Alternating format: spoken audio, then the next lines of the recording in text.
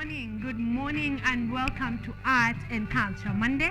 Of course, my good name is Karen Blessing. You are on KUTV and you are watching Art and Culture Monday, the show that comes to you every Monday from 7 a.m. to 10 a.m. just to make sure you're bringing your way good vibes, great energy as you start the week, sometimes as you start the month, and of course as you start the day. We are here to make sure that you have done that, all that in style, in good vibes, good music, great conversations right here on Art and Culture Monday. So karibuni nyote, welcome and enjoy a fantastic show. We are on the 30th of January, so this is the goodbye January edition of Art and Culture Monday, because we are finally on day 30 of the month of January, which means just one more day. Tomorrow, January 31st, and we will officially be done. We will come back here, start talking about love, Feb, go on to Easter, and move on to other things. So karibuni sana, you have made it to the end of January. Congratulations. Meweza. Vibaya sana. You are good to go. You are done. 2023 is officially started. We are in this year now. I hope that you're doing everything that it takes to get through the year, and that you are having an amazing time even as you start your week. So as again, today is the 30th of January. This also means that this is the 5th Monday. Yes, guys, we also had a long Art and Culture Monday in the month of January, because this is Monday number 5. Which also means that we have exactly 47 more Mondays to go. And we intend to be here, if God wills, of course, we intend to be here every other Monday, just to make sure we are giving you a great start of the week and the month. We have an amazing show lined up for you. You do not want to miss our conversations, of course, news updates, roads updates, then we will have a conversation of the day. And then we have guests. Today we are going to be talking about a number of things. We are going to be talking about music business. We are going to be talking about a book lounge. And we are going to be having the conversation on shorts, and shorts. You are going to be loving it. And all the guests actually are already here. Wamefika. They are ready to have this conversation. They are ready to entertain you. They are ready to make sure that you are having an amazing time right here on Art and Culture Monday. So tuko, and we are ready. The show is set. We have been preparing for you the entire week. So sit back, relax, and enjoy an amazing show.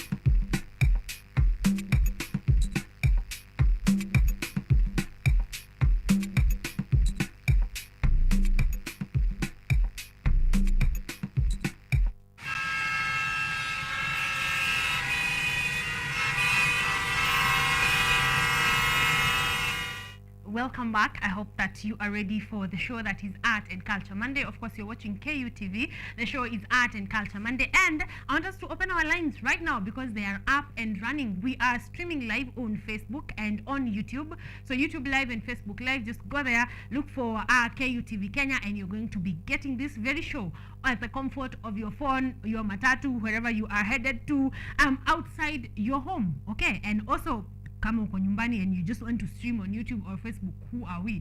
So you can run there, just look for KUTV Kenya and look for me, look for us and look for KUTV Kenya, myself, Karen Blessing.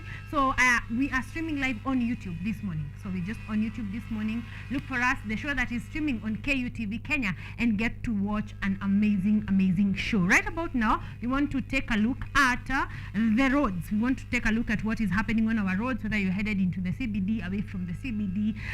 We are going to be taking a look at that, of course, courtesy of Mathri Route on Twitter. And I'm seeing a couple of updates here.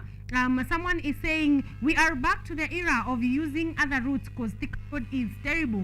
Yes, schools are open. We are now, as a country, we are fully functional. Everyone has gone to school. People have gone back to work. So definitely we expect traffic to be like this. So Thika Road is not doing great this morning. Someone is saying avoid service lane on Thika Road towards Muthaiga. Yes, there's a lot of traffic on the service lane on Thika Road headed towards Muthaiga. So if you can use an alternative route, please go ahead and do so. Again, someone is saying Thika Road is crazy this morning. It seems like updates are on Thika Road this morning. So if you can, avoid Thika Road, please go ahead and do so. If you can buy yourself a few more hours for the jam to clear out, go ahead and also do that. Someone else is saying Thika Road again. Thika Road has the mother of all traffic jams. I think we can all agree on this one, but please, if you can avoid Thika Road this morning, please go ahead and do so. Someone else is saying Mombasa Road, we are not moving, it's a whole parking lot. So again, Mombasa Road headed into the CBD, you may be taking a while, but not to worry, you will be getting to work in just in time. All right. Someone else is saying this was a bit earlier, I hope that was cleared out, but there was a road accident on Thika Road service lane right here before reaching Kenyatta University. Drive safe and take care. Please drive safe and take care this morning. Usijiingize kwa road accidents. It's too early in the week, too early in the morning, too early into the end of January for you to be getting into road accidents. Someone else is saying Outer Ring, Hatusongi. If you're from Outer Ring, of course, headed into Thika Road, you are getting into the worst traffic that there is yet. So also, if you can use an alternative route from Outer Ring to Thika Road, go ahead and do just that. Someone else is saying, let me get this. Southern Bypass. Southern Bypass is clear this morning. Yes, so if you're using Southern Bypass to either head into the CBD, it is actually an alternative route. So if you're using the Southern Bypass today, you can be able to get there in time. Someone else is saying about Thika Road. I think Thika Road this morning is not great. Okay, that is the message we are getting from Matri route on Twitter. Thika Road this morning is not great. So if you're in traffic, just Google on there and get to YouTube, get to KUTV Kenya, and at least you're going to be having a fun morning as you endure the traffic into the CBD. All right, I'm going to be waiting for your feedback. So even as you watch us on YouTube, kindly go there, go to the comment section, tell me how you're doing this morning, tell me how traffic is doing wherever you are at, and of course, chill for our conversation of the day, because today it's a good one, it's a nice one. You're going to love it, you're going to love to participate, and of course I cannot wait to give you all the information that I have in store for you. But right about now, that is all we had for you, courtesy of Matri Route on Twitter on our traffic updates.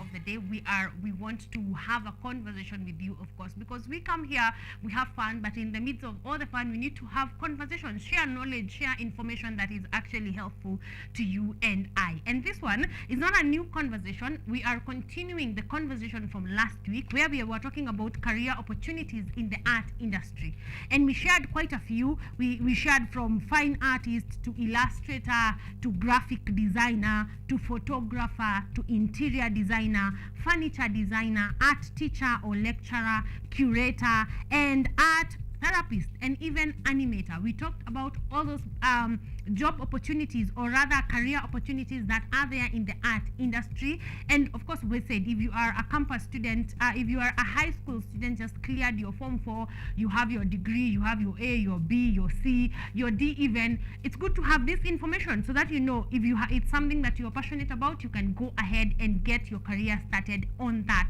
side. So now we are moving on today and narrowing it down just a bit more, because the music industry is part of art. Today we want to talk about career opportunities in the music industry. This is because we have one of the guests that is actually going to be coming on set. We are going to be talking about the music business and how he's doing and how he's making money out of music, and how he is doing it. So we are going to have that conversation at length, but this prompted this other conversation of the day. So this one is not about just Form 4 leavers. It's about you artists that are out there, musicians, songwriters, people who are generally interested in the music industry. Also, did you know that you can be in the music industry without necessarily having to sing? You don't have to be a good singer to be in the music industry. Well, it plays a big part, but there are career opportunities in the music industry that actually do not require you to be a singer or a songwriter or a performing artist. they actually do not require any of that. So we are going to be going down that conversation lane. But even before we do that, we are going to be having 3 sets of guests in the show today. You are going to be loving them. One, of course, I've told you we are going to be talking about the music business, because he's an artist, he's a producer, he wears many hats in the music industry. We are going to be having that conversation. Second, we are going to be talking about a book launch. Yes, we have another book. It seems like we are going to start a library for Art and Culture Monday, because we are receiving very many poets who have written books, very many writers. So we are going to have a conversation on a book that is essentially on mental health. Yeah, and we all love conversations about mental health, so we are going to go down that road and also discuss that at length later in the show. And of course, the other conversation is going to be on shorts.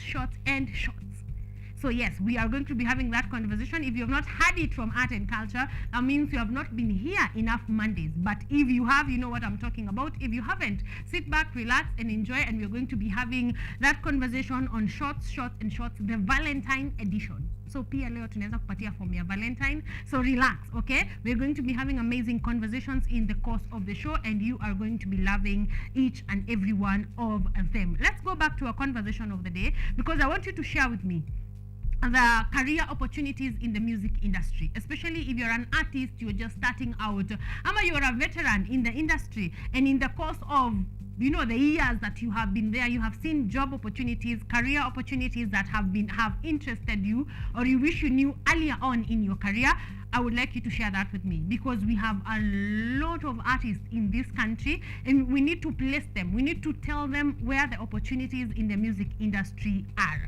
So without further ado, we are going to start on, of course, before we go to our news update. So I'm going to just share one major one. As we go down, you're going to find that they will become more interesting and even more intriguing, that the fact that you don't need to be musical or artistic to be able to be in this industry. But as we start off, of course, from the top, is you can become a music producer. I think that is the foundation of all of it.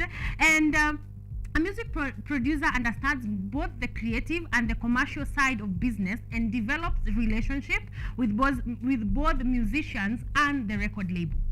All right? A producer should be able to create an environment that enables artists to create and express themselves. A producer also assists an artist recording projects with many of the details, including choosing what material to record, interfacing with the recording engineer, adapting arrangement, balancing recording budget, and influencing mixes. So you can become a music producer.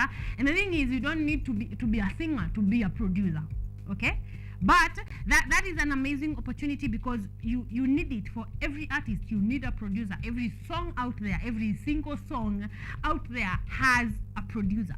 So even if it is the artists themselves who are part-time producers for their own music, it's still a career opportunity, and we want to start from there. So of course, I'm going to be sharing many other career opportunities in the music business with you, because we have many. There are enough for every link that we are going to be having, and I hope that you're going to be keen enough to listen and to take note, and if you're interested, pursue that course of career. Of course, thank you very much. So that is the conversation of the day. Just share with me, what are some of the career opportunities in the music industry that you have seen or have participated in that can actually be helpful to someone else out there. We want to move on to our news updates, of course, to understand what is happening in the country before, we get into our guests' conversation.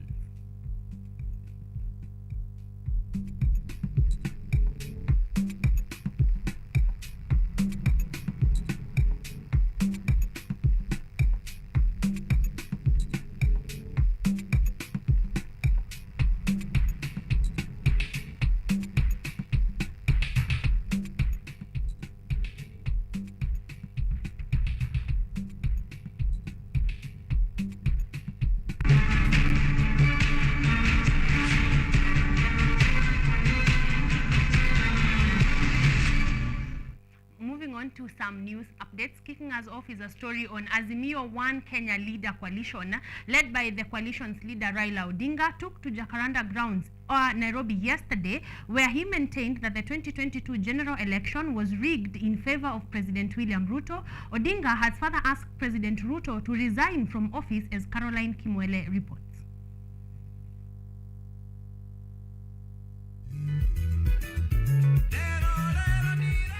It was another opposition event at Jacaranda Grounds in Nairobi's Embakasi East constituency today, packed to its full capacity by Azimio One Kenya coalition party supporters for an address by their leaders under ODM leader Raila Odinga, who threw juggles at President Ruto's administration.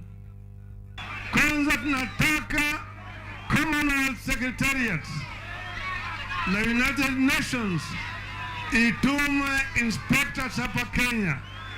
Sio Bwana Ruto, mnaelewa vizuri? Odinga maintained that they do not recognize Ruto's government as legitimate, stressing putting a spotlight on the government of the day is responsible for tribulations of Kenyans that includes high cost of living that keeps becoming unbearable.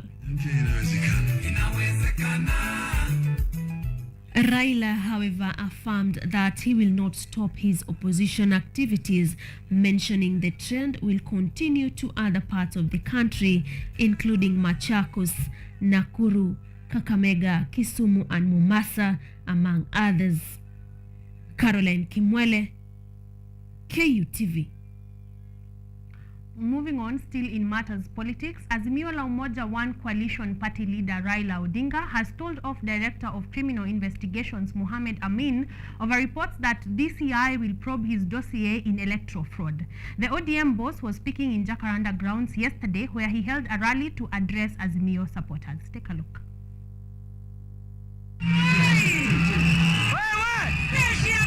Barely a week after the Kamkunji rally led by Raila Odinga, Azimio One Kenya coalition held another public rally at Jacaranda Grounds in Embakasi East constituency, Nairobi, one that Raila used as a platform to respond to Director of Criminal Investigations boss Mohamed Amin over claims that the DCI will probe whistleblowers IBC dossier, detailing how IBC allegedly rigged him out. Reports from the DCI indicates that the DCI chief is seeking to carry out investigations on the files from Azimio la Umoja One Kenya released on January 18th, supporting claims of election irregularities and establish the authenticity of the forgery that Raila alleges denied him victory. On 23rd this month, the former Prime Minister made a pronouncement of a whistleblower that points accusation fingers at IBC during his address at Kamukunji rally, with claims that the IBC cooked results and gave President William Ruto an undeserving victory. Raila said that the opposition will unrelentlessly push to see the IBC servers open for audit of the August 9th presidential election results. The IBC chief held that the activities of the opposition is not geared toward polarizing the country, at the same time warning against government intimidations.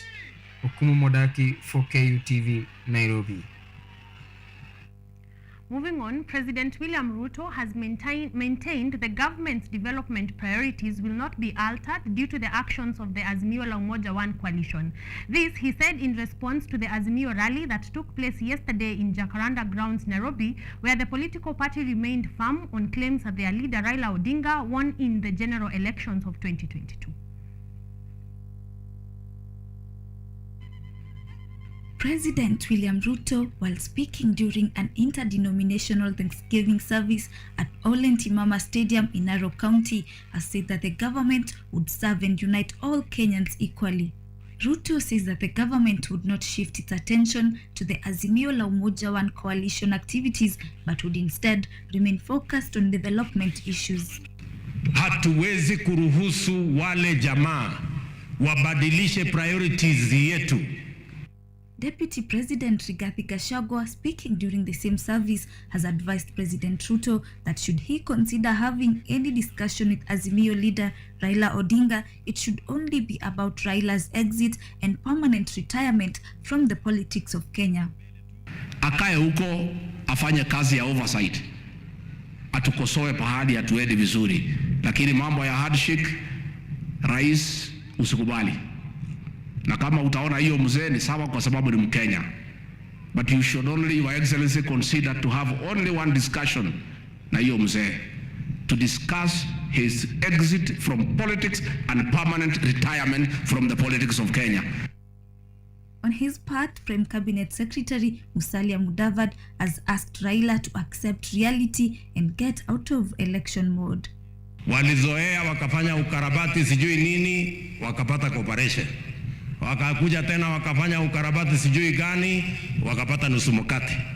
Wakakuja wakakoroga uganga na ukora, wakapata handshake. Hii hawapati. Hii ni ya wananchi wa taifa letu la Kenya na ni ya vijana wa taifa letu la Kenya. Here there is nothing for selfish people. Leader of Majority Kimani Ichung'wah, on the other hand, has called on Odinga to allow Kenyans to focus on rebuilding the economy, with Kiharu Member of Parliament Ndindi Nyoro saying that the president cannot be intimidated by demonstrations. You can go back to maandamano on a Friday, but I want to give you the bad news. The person you are dealing with, the President of the Republic of Kenya, huyo hawezi tishwa na maandamano.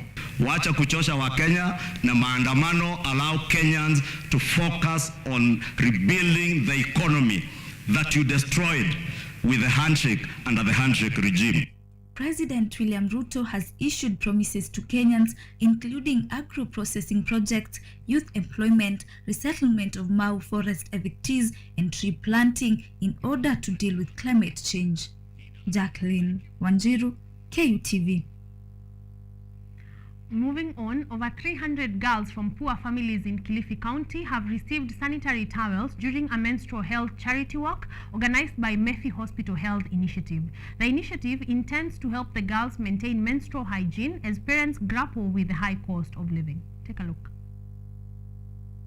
A survey done by Procter & Gamble and Heart Education found that 42% of Kenyan schoolgirls have never used sanitary towels, but instead use alternatives such as rugs, blankets, pieces of mattress, tissue paper, and cotton wool. At the same time, 65% of females in Kenya are unable to afford sanitary towels, while 1 million school-aged girls miss an average of 4 school days per month because of their menstrual cycle and no access to feminine hygiene products. It's a one-year plan, so divide into 3 phases. Kwa hivyo tumeifanya hii this January, tunatarajia kufanya hiyo ingine in June na hiyo nyingine tuifanye in September. Mephi Hospital Health Initiative has distributed sanitary pads to over 300 girls from poor families to help maintain menstrual hygiene and help curb period poverty in Kilifi North Sub-County. The one-year menstrual health initiative undertaken by the Level 4 Hospital at Kilifi Town is targeting to distribute pads to over 1,000 girls in different schools across the county by December 2023. Katika siku zijazo tumeona kama ni kitu ambacho tabii tukipatie upaumbele zaidi, maana tumeona ile haja iko, lakini nashukuru kwamba tumeweza kusaidia kwa kirefu katika shida hii ambayo tuliona kwa sasa kama Imarika Foundation. Lack of sanitary pads has also been linked to early pregnancies among the girls in Kilifi County. Caroline Kimwele, KUTV.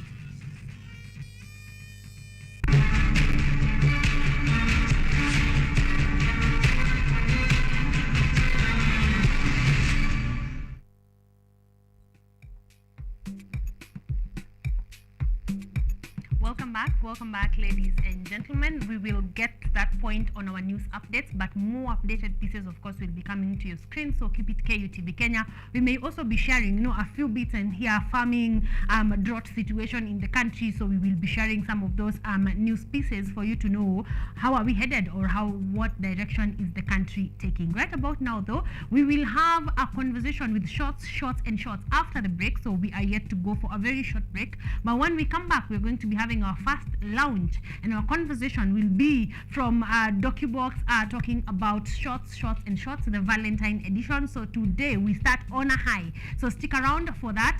See you on the other side of the break.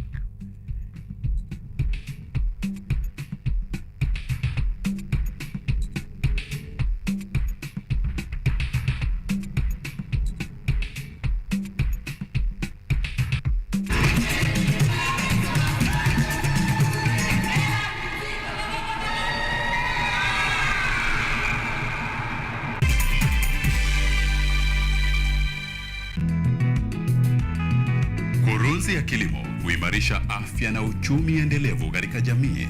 Ni msingi mkubwa wa kipindi Boresha Kilimo.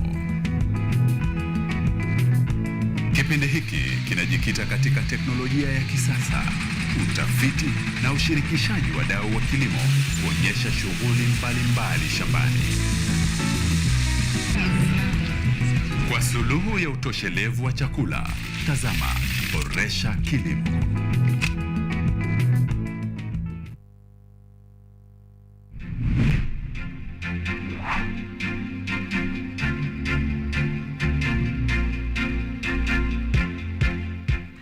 We are all seeing the impacts of climate change. In Kenya, for example, the frequency of the floods is becoming more and worse. The amount of people and livestock we are losing.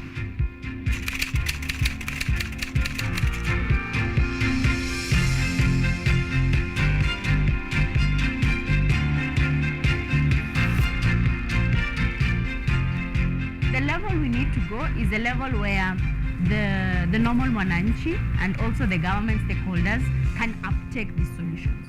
Those small acts multiplied by millions of us will help make a difference in the world at the end of the day. It's just a slight behavior change that we need, and you'll find that it serves us a bit more than you put in. And that's the goal. We want to live a better world than we found. Because at the rate we are going, it's dire. We will secure the planet for future generations.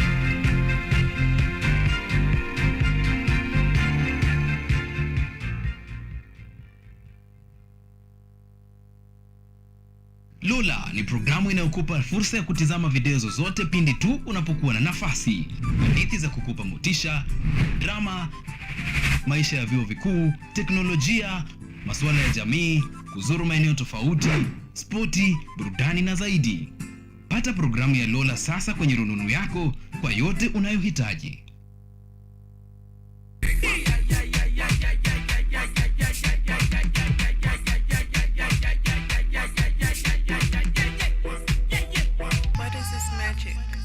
I need that magic. Somebody call 911.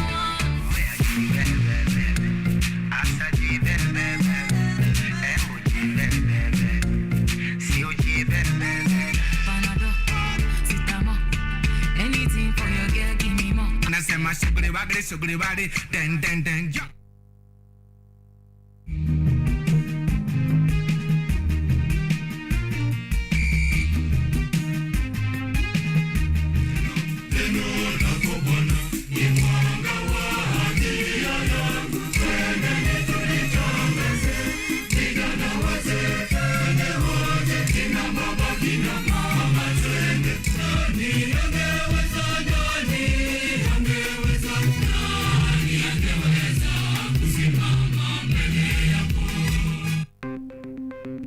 Maelfu na maelfu ya wahamiaji wakiwa na watoto kutoka nchi za Amerika ya Kati wanaendelea kuwasili kwenye mpaka kati ya Marekani na Mexico. The folks are going. Thank you very, very much. I appreciate it. Thank you. Ni habari kutoka pembe zote duniani.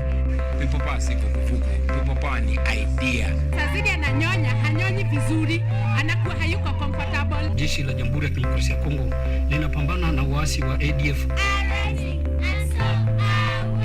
Kwa sasa wanatoa wito kwa mashirika, makampuni na vile vituo vya uchukuzi. Mambo mengi yatakwenda kama yalivyopangwa. Hapa ni kuna mmoja wa viongozi wa chama cha wavuvi katika eneo hili. Zaidi tunajaribu kuwapa chanjo ili ina boost ama inanyanyua kinga ya mwili. Hiyo inaenda kupelekea kupambana na virusi. Ni Duniani Leo, Jumatatu mpaka Ijumaa, moja kwa moja kutoka VOA Swahili, Washington DC.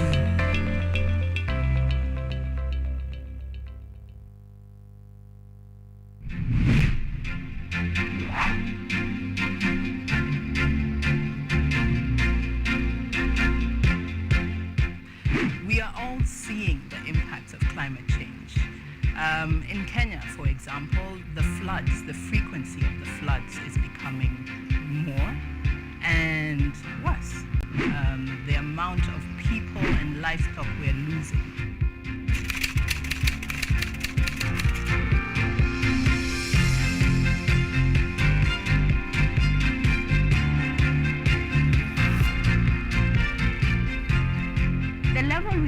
go is a level where the normal mwananchi and also the government stakeholders can uptake these solutions. Those small acts multiplied by millions of us will help make a difference in the world at the end of the day. It's just a slight behavior change that we need, and you'll find that it serves us a bit more than you put in. And that's the goal. We want to live a better world than we found.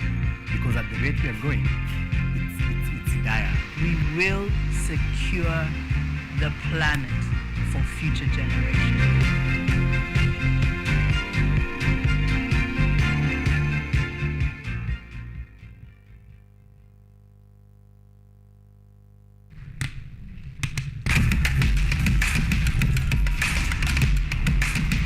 Access to knowledge,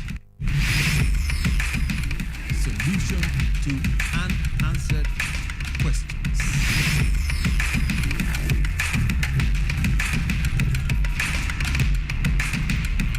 Guidelines to pursuing your rights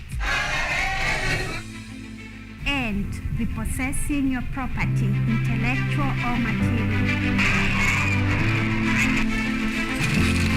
This and more only on Law Matters.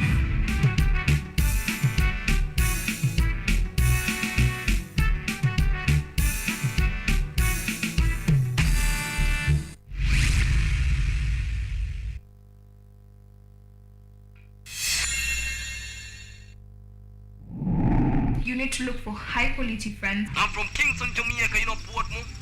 That's my village. Kanga tu chini hapo ukinyedhia ukikatia mademo akipita. Sinaweza saa hii nimekuja kukopesa job.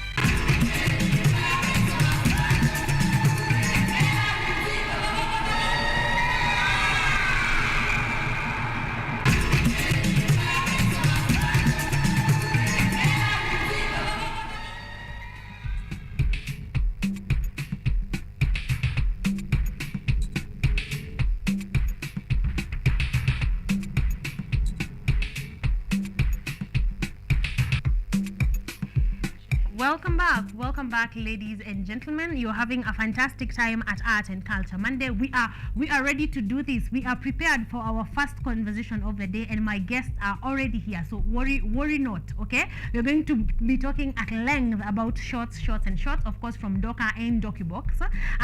We're going to be learning what are all these, what do they mean, what do they do. Worry not, okay? We're going to be getting to that in just a bit. But this morning, we are having a conversation on the music industry and the career opportunities in the music industry. That is the conversation that we are having, because apart from just being a singer, songwriter, artist, performing artist, there are very many other things that go on in putting a music video together or a song together that gives you a whole lot of careers that you may not know, and that is why we are here. That is why we are having this conversation this morning. So we want to move on. We talked about a music producer. We said that is the backbone of the music industry. So if you can get yourself to be a music producer, you will be having a good career opportunity. Okay, I want us to move on. And this one was interesting because you can be a session musician. A session musician, you back and perform on another musician's albums or perform with various acts on stage. This means you have the freedom to dabble in multiple styles, genres, and sounds. You will interact, meet, and form relationships, of course, with a heap of other musicians. You may be asked to contribute to a recording session or join a band or tour. If you are extremely proficient at your instruments, the path to becoming a successful session musician can be rewarding and even lead to a solo career. Okay, so you see all those Beyonce's background, are they called background musicians? That is what we are talking about. A session musician that you go, you sing the back, you sing at the back of a major BGVs. Thank you, BGVs, and that can actually turn into a whole career. You actually don't need to be your own solo artist. You can just be doing that for really amazing artists, and you'll form a career out of it. And the key is to be proficient in it. Be there on time, have good sound. Do the most, okay? That is all we are asking about. But a session musician is a whole career that can get you on your way to greatness. All right, so that is the second one. I'm still waiting for yours. KUTV Kenya and at Karen Blessing across the board. We are streaming on YouTube right about now, so kimbia pale YouTube, leave your comment, tell me about the career opportunities you have found in the music industry, and if the ones I'm sharing you are finding them engaging, or helpful, let me know as well. Right about now though, we want to jump ship to go and talk about shorts and shorts in just a little bit.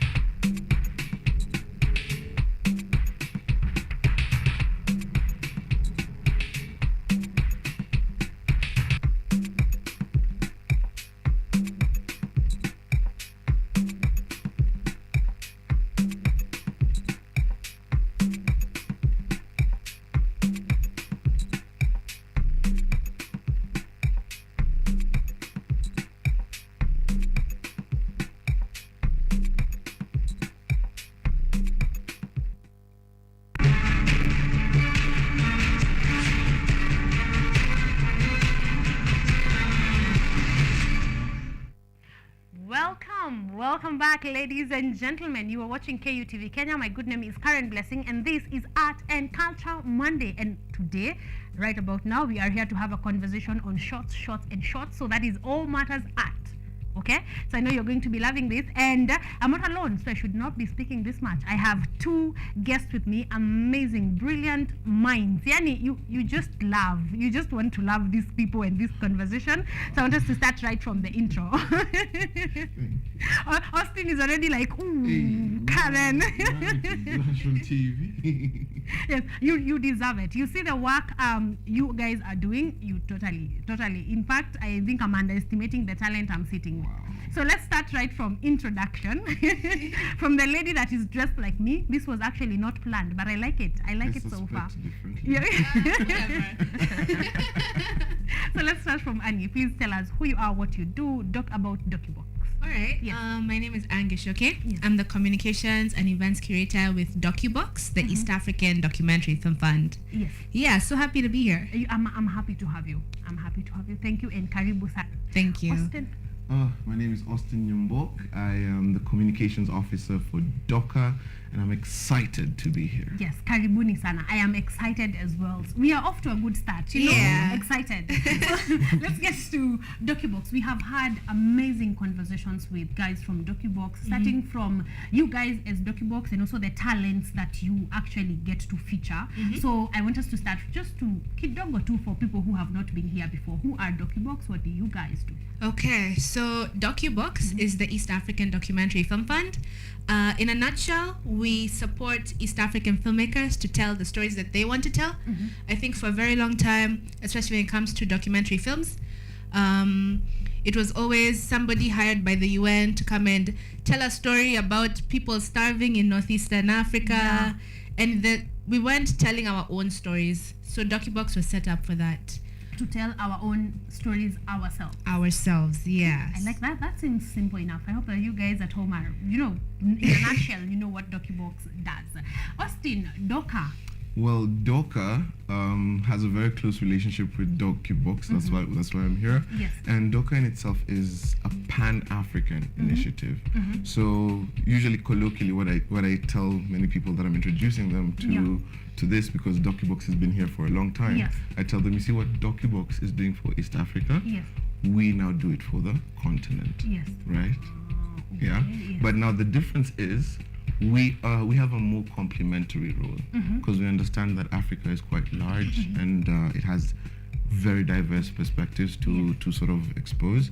So we work complementary. So we find organizations that such as DocuBox that have a regional reach, and then we fund programs with them. So we essentially are also a film fund, but we are Pan-African. Yes. And our main objective is to demarginalize the African voice. Yes. Yeah. Wow. I like that. I like the fact that you said complementary, because if you were to cover the whole of Africa, you need some friends. You need some friends.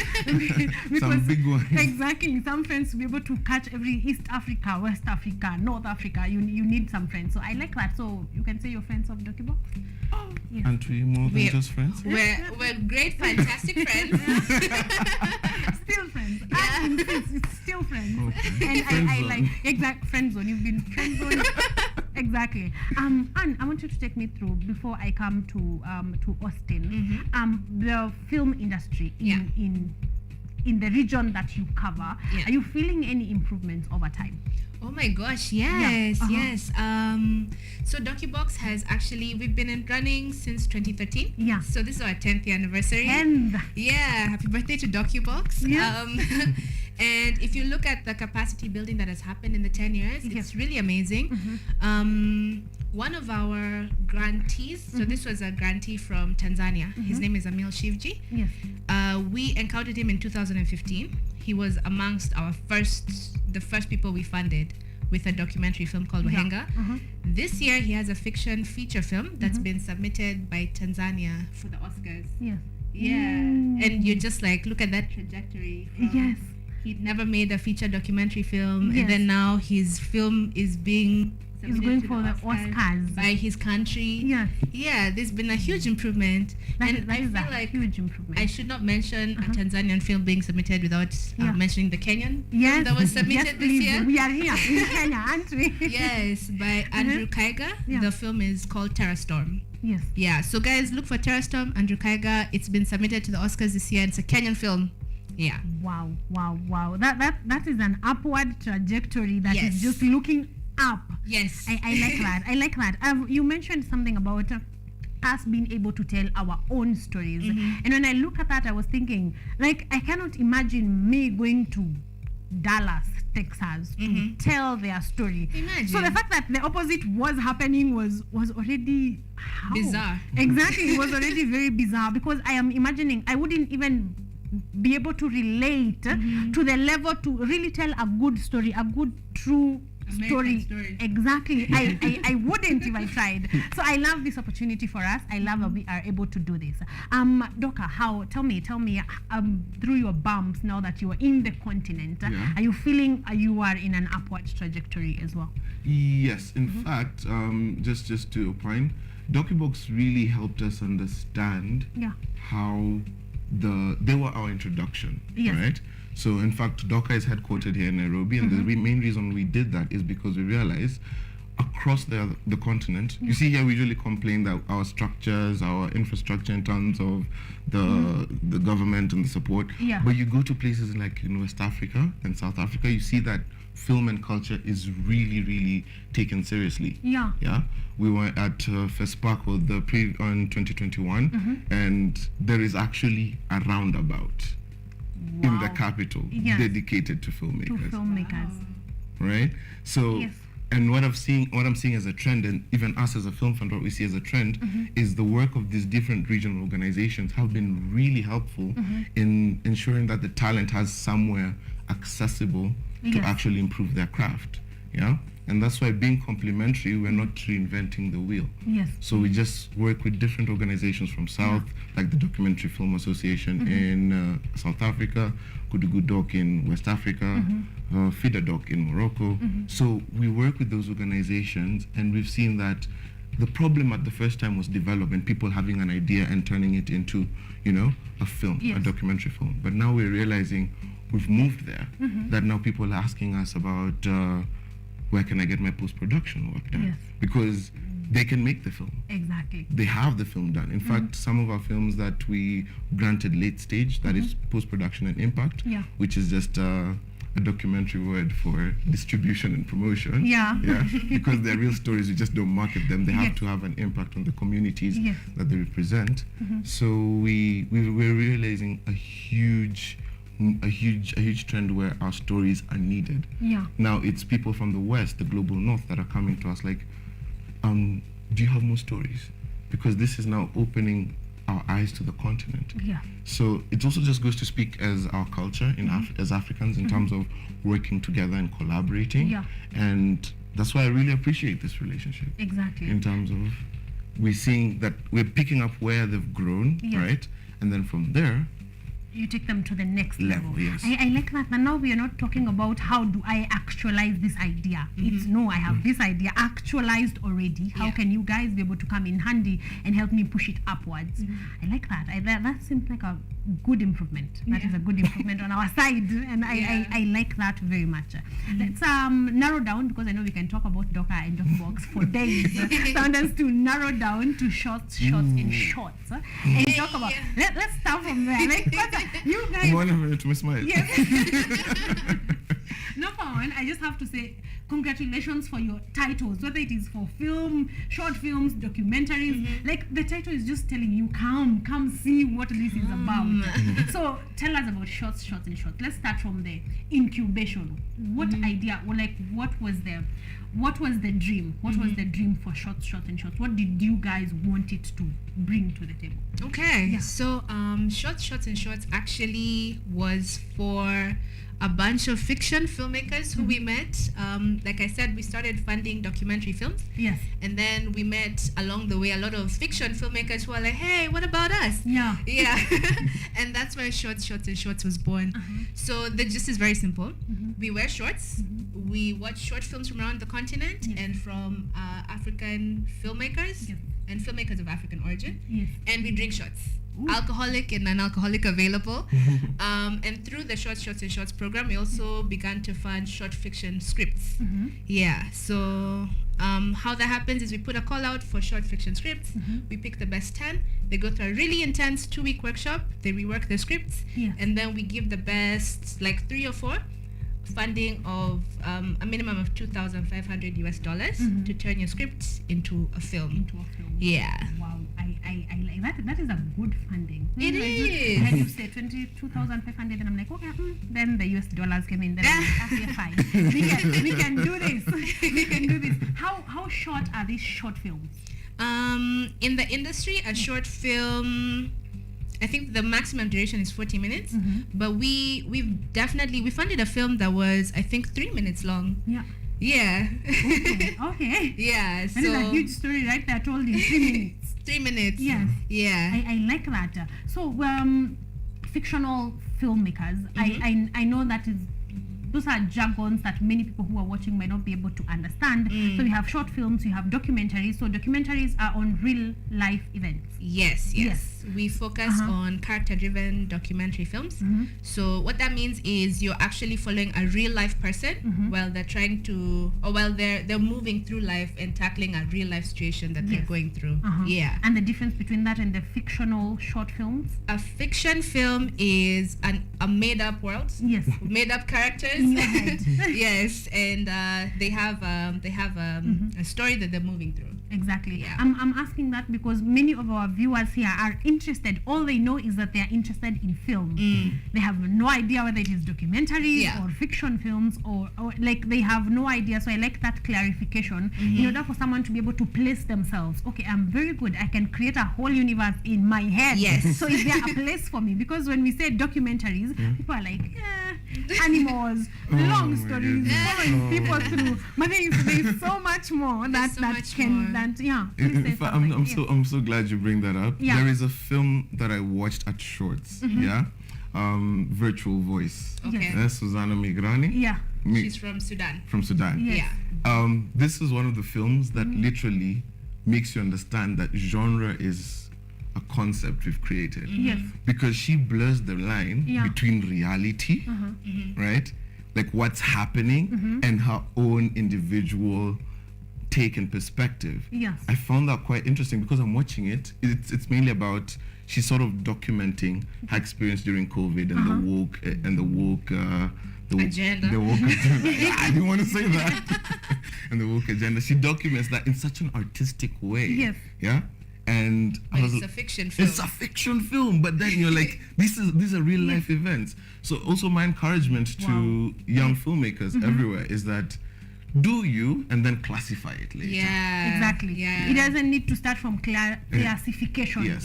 I want to do a documentary about it. Can start from the idea, working itself upwards to whatever it will become. Yes, because that makes it more organic and gives you more chance to just explore and build a more concrete story. Yes. Because if you put those limits of nature documentary or this type of documentary, you put yourself in a box. Although their name is DocuBox, they think outside the box. they really think outside the box. Yeah. But can we talk for a minute about how creative Africa is? Like I didn't know about that short film that you have told me about. Yeah. But can we talk about just how creative, if we work ourselves from the ideas we have upwards to finding their classification, we can turn this world upside down. That is what happened with Brikicho. I was like, what? Like, you will not expect a horror short film in Africa. Yeah, in Nairobi. Set in Nairobi, set here by our very own. Like, I mean, when you talk about Halloween, looks like a foreign concept. Yeah. But since Brikicho, it has started to feel like, oh, we also have our very own scary things. Yes. Exactly. So we have talked about what Shorts and Shorts is about. How many editions have we had before this one? So it's also, this year we're celebrating 5 years of Shorts and Shorts. So since 2000, half a decade. Half a decade. That since 2018. Yes. We have had, I want to say, close to 30 editions so far within the last 5 years. We have funded 18 short films, and we have screened over 100 short films from around Africa. Yes. Yeah. Amazing. I like that. I want us to narrow it down now from just Shorts and Shorts to Valentine edition. Yes. How many Valentine editions have we had? We have had 5 Valentine's editions. 5. So in the same duration. Yeah. Austin, have you gotten to be in a Valentine edition? Yes. How was the last one? The one for last year. Oof. Hey, it was beautiful. I remember I wore blue. Yeah, you did. I mean, just to stand out. Why are you wearing blue on Valentine? No, let me tell you, Annie is very stylish and very particular about curating a certain vibe. She's a curator. Hey, yes, it's even in her title. So she was like, don't be ordinary. Yeah.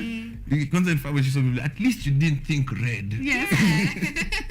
And that just you see, that attention to detail about Shorts is one of the things that make it such a beautiful event. Yes. Because you go there and you feel there's a community.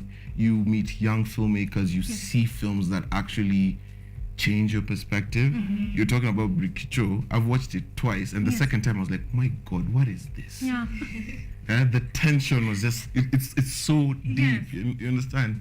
And for me, it's such a beautiful event, especially the Valentine edition, because they usually sort of specify sort of relationship or love-related stories. And that just also goes into them understanding how to make an event specific and unique, such that you don't come for all the shorts and you're like, it's the same thing. No, it's always something different. It's always themed. It's always, involving. And that makes it makes film in itself not just you sitting down. Yes. It makes the film live with the audience, and I think that's quite exciting. When I think when the previous one, that Rikicho one, the guest I was having said you come for an experience. Yes. It's a wholesome experience. Yeah, it's really not just a screening. Yeah, we incorporate a lot of other activities that audiences can get into. Yes. We have a lot of filmmakers on the day, including student filmmakers. Yes. Yeah, and we just try and build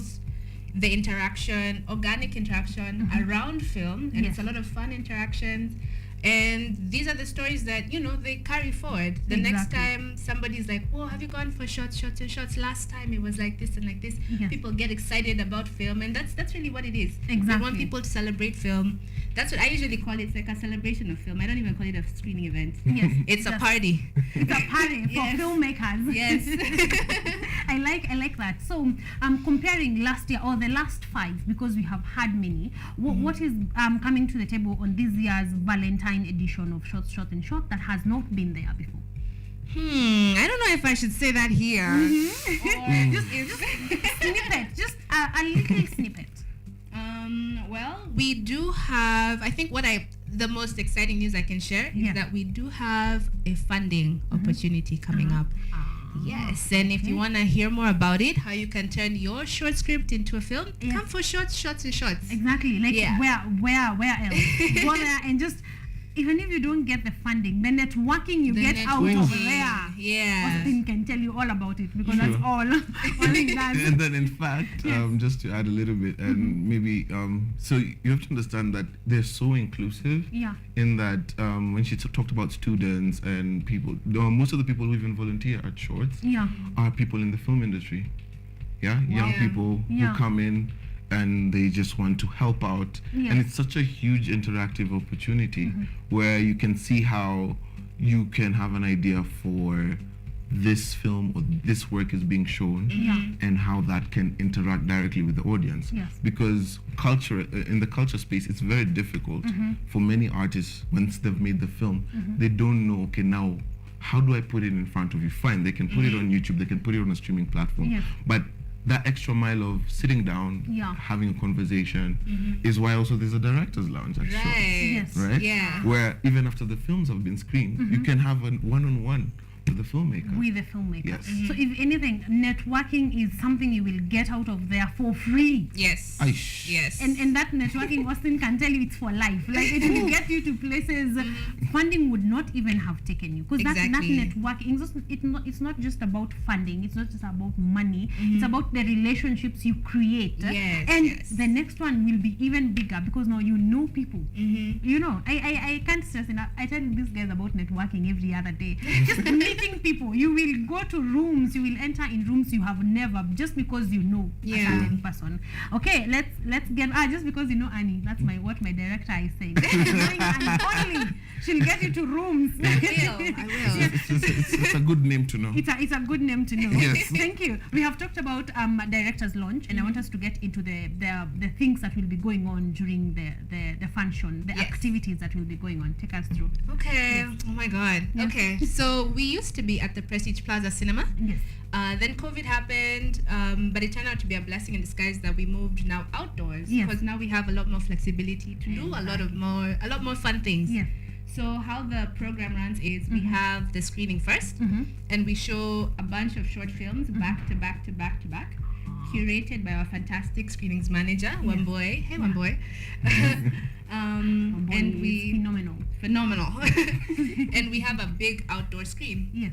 So the films screen, and then after that we have the director's lounge, where the audiences can meet with the film directors on the day and ask them questions. If we're talking about a film from, let's say, Susanna, and she's currently in Sudan, she zooms in. Yeah. So you can still have that interaction on Zoom. Yes. Yeah. And then while that's happening, we have a DJ, our resident DJ, Sir M. So he's playing music, he's setting the vibe. Yes. We have a lot of activities, like I mentioned before.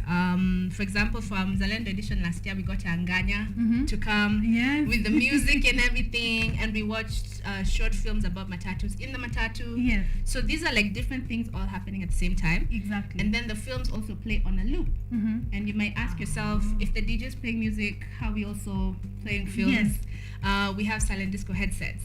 So the sound from the films is being transmitted into the headset. Yeah. So throughout the evening, late into the night, you can just grab a headset, sit down in front of the screen, and watch your film. Enjoy. Yes. Okay, I don't know if I can sell it better than Anna just did. I don't know if I can do a better job than that. If this does not convince you, because it seems like you are getting into I want to call it a room for perspective, into a room full of very different activities, and you can get to choose, what do I want out of all these activities? Do I want the film? Do I want to enjoy the DJ? You can be able to enjoy a lot of fun activities, and I can tell you this one is a first. I don't even think it's in Kenya. It's a first in the continent of such kind of an event. It's actually interesting you bring that up. Yes. We have traveled out of town. Yes. We've been to Durban. Yes. And we've held Shots and Shots Durban edition in partnership with the KwaZulu-Natal Film Commission. We've held 2 editions in Zanzibar together with the Zanzibar International Film Festival. Guys, we have these connections, guys. Guys. I am glad to know, Anne. I'm glad to know, Anne, right about now. If the next time I'm not on the show, just know I am in Shots and Shots somewhere. And it's just, I like that. So different functions. Austin, what has been your favorite part now that you've been to many Shots and Shots? Not that many, but the one, it may seem like there are many. Yes. Okay, in comparison to me. Yes, of course. Okay, thank you. How what have been your favorite parts of the entire? My favorite part is mainly the director's lounge, because I am very interested in understanding the filmmaking journey. And then also the music. I love to dance a lot. Yes, you do. I love to dance. So he's part of the people who enjoy the DJ the most. Yes.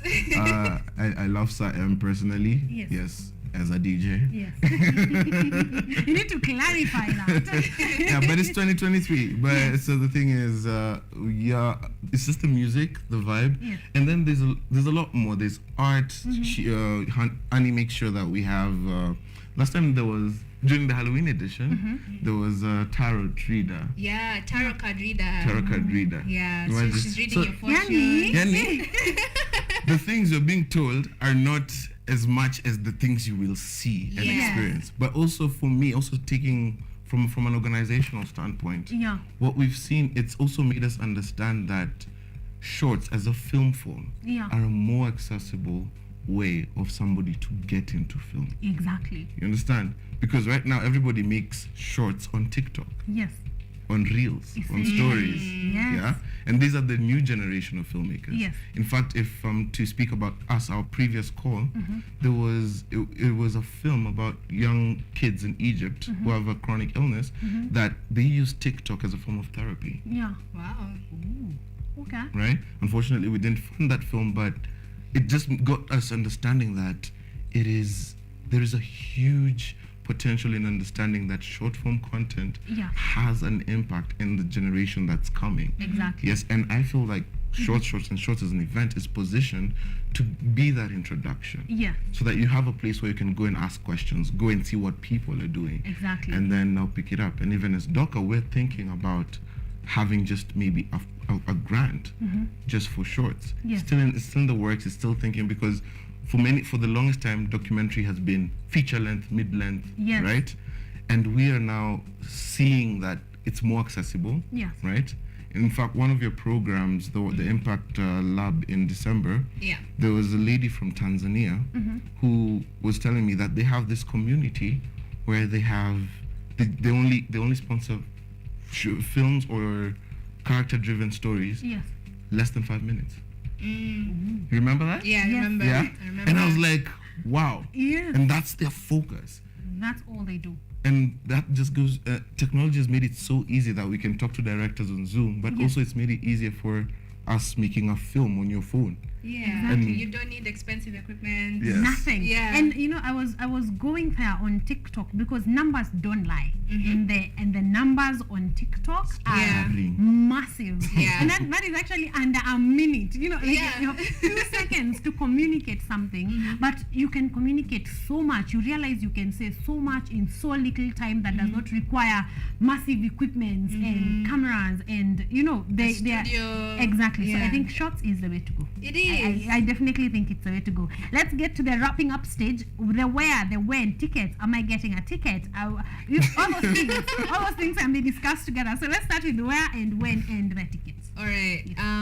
So Shots and Shorts is held at Shalom House off Gong Road. So just after Junction Mall on your way to CAREN, opposite Gong Race Course. Yes. Shalom House. Tickets start at 1,000 shillings for the whole experience. And you can get them on our social media pages. That's at My DocuBox on Instagram, DocuBox Film Fund on Twitter, and DocuBox Film Fund on Facebook. Yes. And I feel like because we're at KUTV, I should also mention that we have a film student masterclass that happens on the morning of Shots and Shorts. And we invite university level film students to attend the masterclass. It's usually run by one of our more prolific filmmakers from our networks. When I say our networks, I'm talking about people who have been nominated for Oscars, people who've won awards at Sundance, and these are Kenyans, guys. Yes. So they'll take you through the masterclass. You can ask them questions about making film, and then after that, you get to attend Shots and Shorts. And of course, there's a student rate for that. Yes. Yeah. So if you're a student, you can whoop out your card. The only when it matters, you can get the whole experience for a much lesser amount. Yes. Okay, so now tickets are going for just 1,000 bob. My DocuBox, you said on Instagram? My DocuBox on Instagram, DocuBox Film Fund on Facebook, and DocuBox Film Fund on Twitter. Exactly. Yeah. Will there be tickets at the gate? There will be tickets sold at the gate, yes. At the same rate? At the same rate. Yes, so 1,000 bob. Just for 1,000 bob, guys. That is $10. Is it? Yeah, it's less, like less. $8, about $7. $8. Yeah. Just 1,000 bob, and you're going to be having the experience of your life. Yes. Like I don't know how to. It's much more than just 1,000 shillings. If you can go there and just get to moja too. And I'm not even asking you to go for many. Just that one. You're going to have it, and then it's slotted on Valentine's. Yes, 12th. that's Sunday the 12th of February. So 2 days before Valentine's Day. Yeah. We've themed the whole event to really represent Valentine's Day. Yes. But of course, you don't have to come with a couple. Yes. It's singles, friends, everybody's welcome. Everybody can come, and of course you can think outside the color red. So you're also allowed. Look, see a yellow shot. You will be doing that as long as it's a shot. You're going to be having an amazing time. Are we getting a ticket? Of course. Thank you. KUTV is invited. Yes. Thank you, ladies and gentlemen.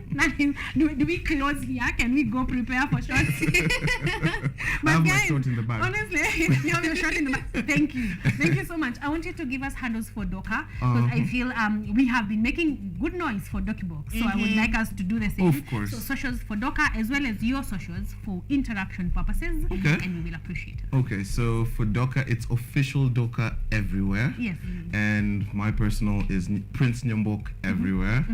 And yes, please don't miss the experience, because we can have a chat more about Doka, about what we're doing. And also you will, as she said, it's going to be an experience of a lifetime, because there's certain things that I only experienced at Shorts. Yes.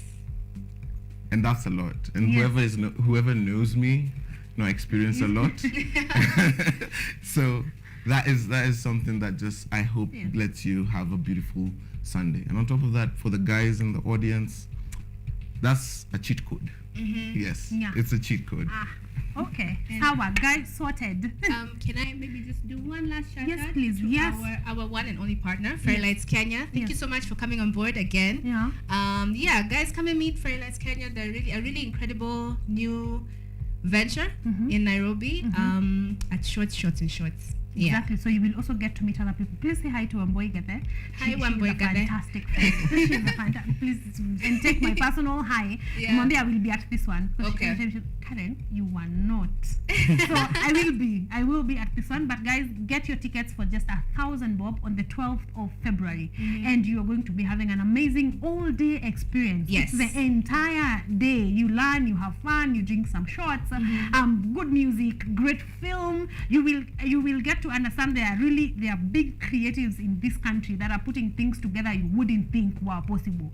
So go ahead and just come for shots and shorts, and get your ticket. Okay, Sahi to My DocuBox. That's the one I'm getting. I think it's because it's on Instagram. Yes. At My DocuBox, please go on Insta and get yourself a ticket. If you can get it in advance, come on, go ahead and do that. If you can go as a group, you will be having a nice You see the way friends are looking for where are we going. Instead of going for hiking, get our money into shorts and shorts, okay? And just come and enjoy. You can go hiking the next weekend. Yes, you can go hiking the next weekend. Thank you very much. Is there anything you guys have not said? No, I think Thank that's you. We everything. have covered the whole ground. Yes. Thank you. Thank you, ladies and gentlemen. That was our first conversation of the day. When we come back, of course, after the break, we're going to be having the conversation on music business from 911. That is our artist of the day, and you're going to be loving it. Otherwise, thank you so much, guys. Thank you. It's been a pleasure. You will be slotted in our art calendar to remind people that we are having short and shorts on the 12th of February. Thank you. We are closing it at that. See you in just a bit.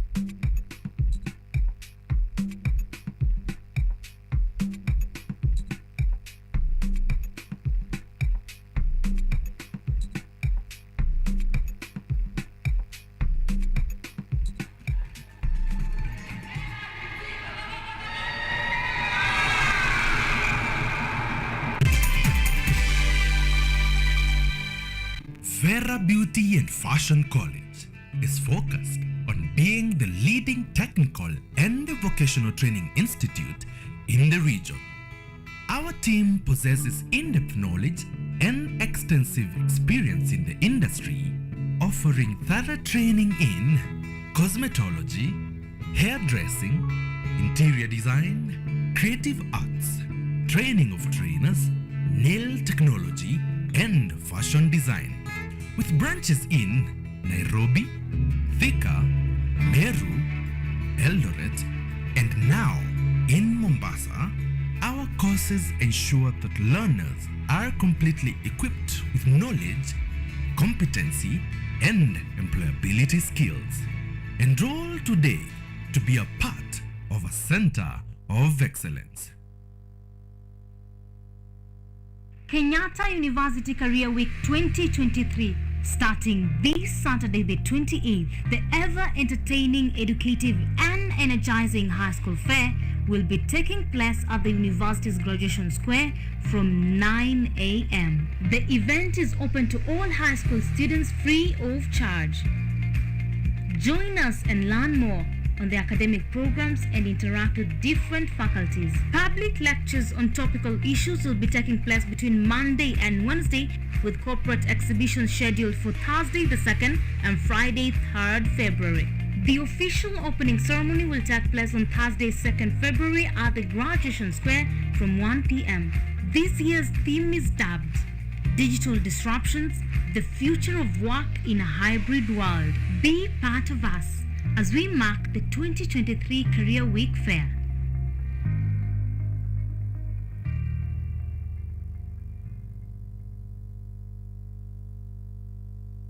Welcome to Children's Corner.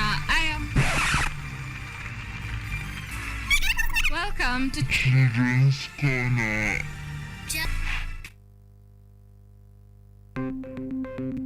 Maelfu na maelfu ya wahamiaji wakiwa na watoto kutoka nchi za Amerika ya Kati wanaendelea kuwasili kwenye mpaka kati ya Marekani na Mexico. But folks, I'm going. Thank you very, very much. I appreciate it. Thank you.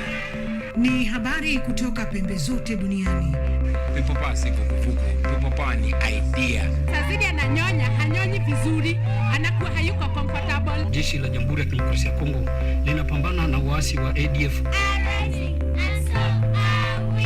Kwa sasa wanatoa wito kwa mashirika, makampuni na vile vituo vya uchukuzi. Mambo mengi yatakwenda kama yalivyopangwa. Hapa ni kuna mmoja wa viongozi wa chama cha wavuvi katika eneo hili. Zaidi tunajaribu kuwapa chanjo ili ina boost ama inanyanyua kinga ya mwili. Hiyo inaenda kupelekea kupambana na virusi. Ni dunia ni leo, Jumatatu mpaka Ijumaa, moja kwa moja kutoka VOA Swahili, Washington DC.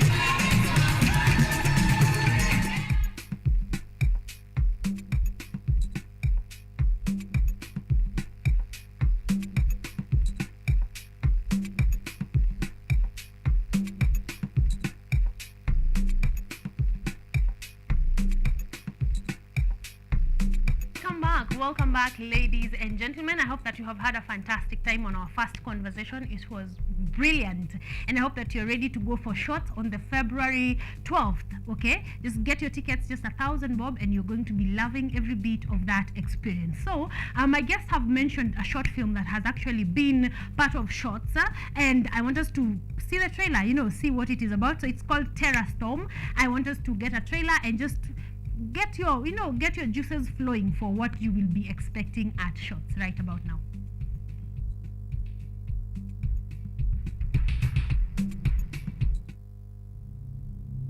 A 1,200-year-old artifact, that's the final piece of the puzzle.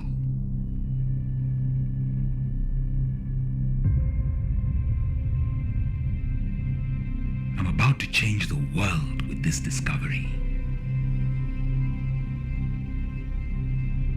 I want you to meet Lieutenant Adrian Vardy. He's young, but he's one of my best men. I've never seen anything like that. The way that thing moved, our bullets couldn't touch it. I am the Ancient One.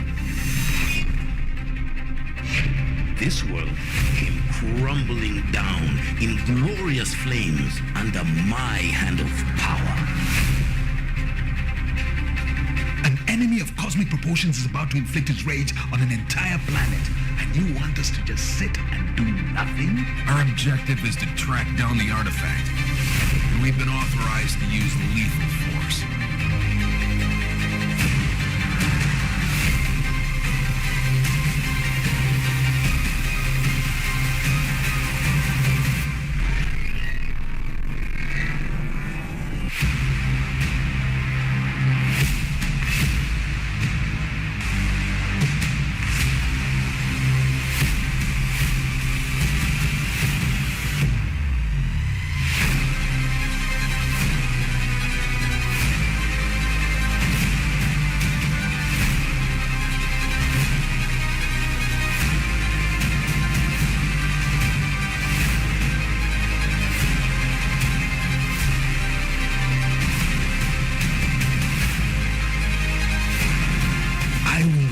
This world anew.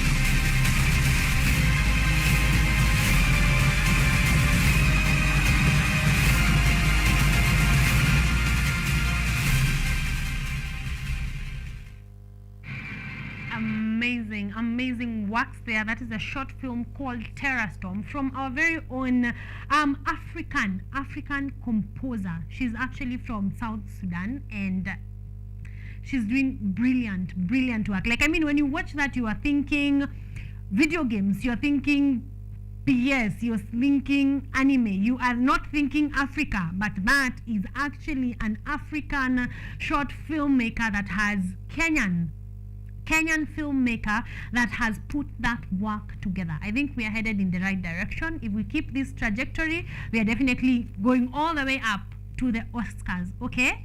Yes, that is edited by Andrew Kagia, our very own.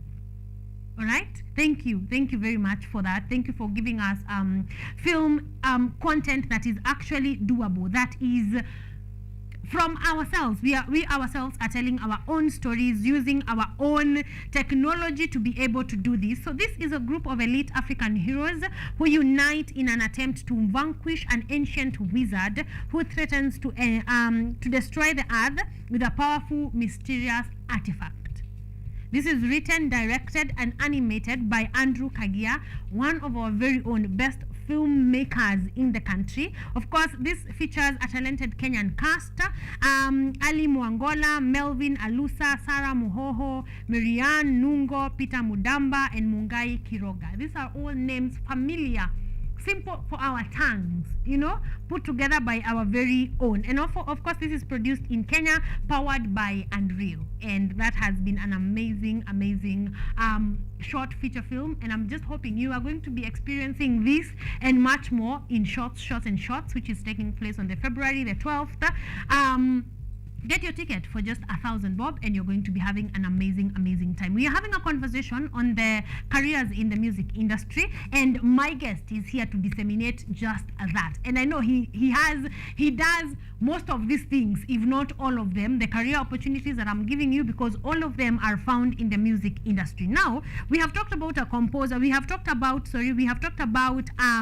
producer, a music producer, and then we have talked about a session musician who BGVs were artists, and then the third one we are actually going to talk about is a composer. You can take a career as a composer in the music industry, and a composer, this is basically what they do.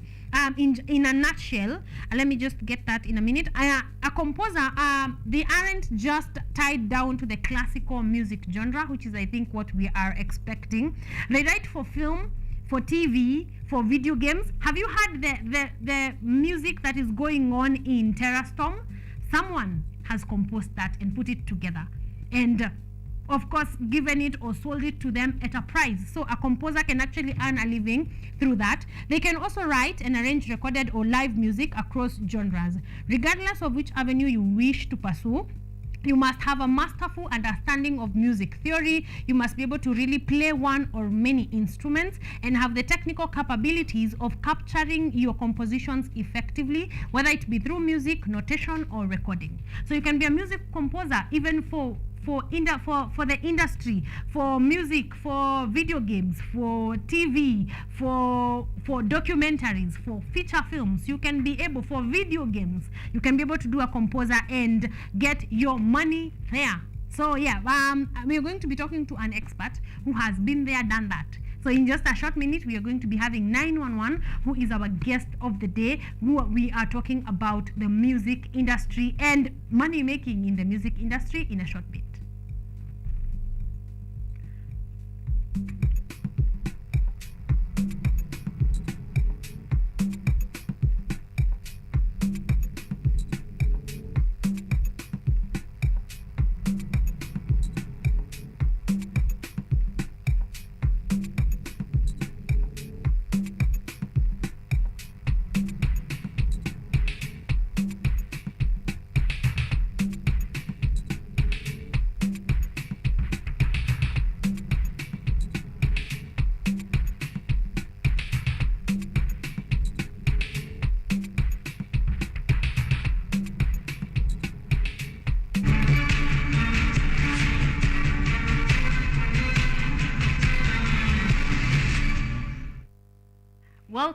Welcome back, ladies and gentlemen. You're watching KUTV Kenya. My good name is Karen Blessing, and this is Art and Culture Monday, and we are having all matters art and matters culture. That is all the conversation that we have here. We make your Monday morning a day to wait for.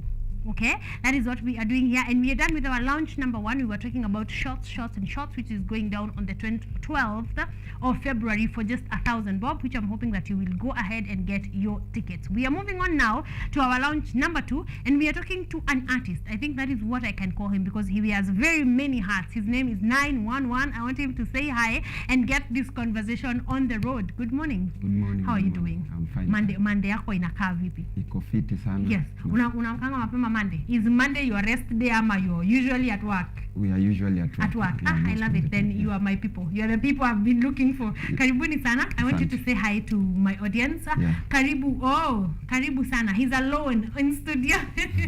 Karibu sana. Yeah. But by the way, he is not alone. He came with a team. Now he's going to be telling us. Yes, sound wanaambia karibuni sana, but you guys cannot see them. So let's stick with 911. Let's start there. Please say hello to our audience. Waambie wewe ni nani, unafanya nini, then we jump right in. Hi guys, mi naitwa 911 KE. Mi ni music producer. I'm an artist myself. I rap, sing, I make beats. I advise artists, tunawapea education. Basically all round in the game, in the entertainment industry. Exactly. Yeah. Actually, nimesema composer, and you could see him nodding. Ako like, hey, hiyo ni job, hiyo ni busy, na make pesa mingi. So thank you very much for joining us today. It's a pleasure to have you. Let's start from here. Mbona unaitwa 911? Wewe ni emergency or what's up? 911. Yes. Quite interesting. Basically, niliview industry from a different perspective, like from where I come from, let's say Mombasa. Yes.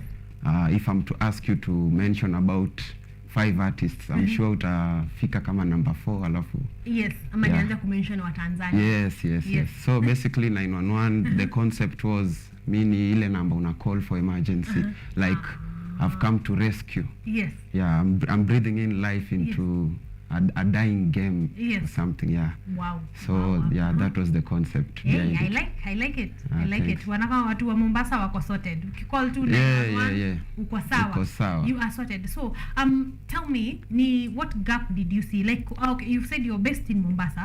So nataka uniambie ni gap gani uliangalia ukaona hizi vitu haziendani. Wasanii wa Mombasa they are not able to do 1 2 3. So what gap did you see? Niliona vitu mob sana. Like if we talk about the quality of music, yenye natoka Mombasa, the number of artists representing Kenya from Mombasa, most of them hawajulikani.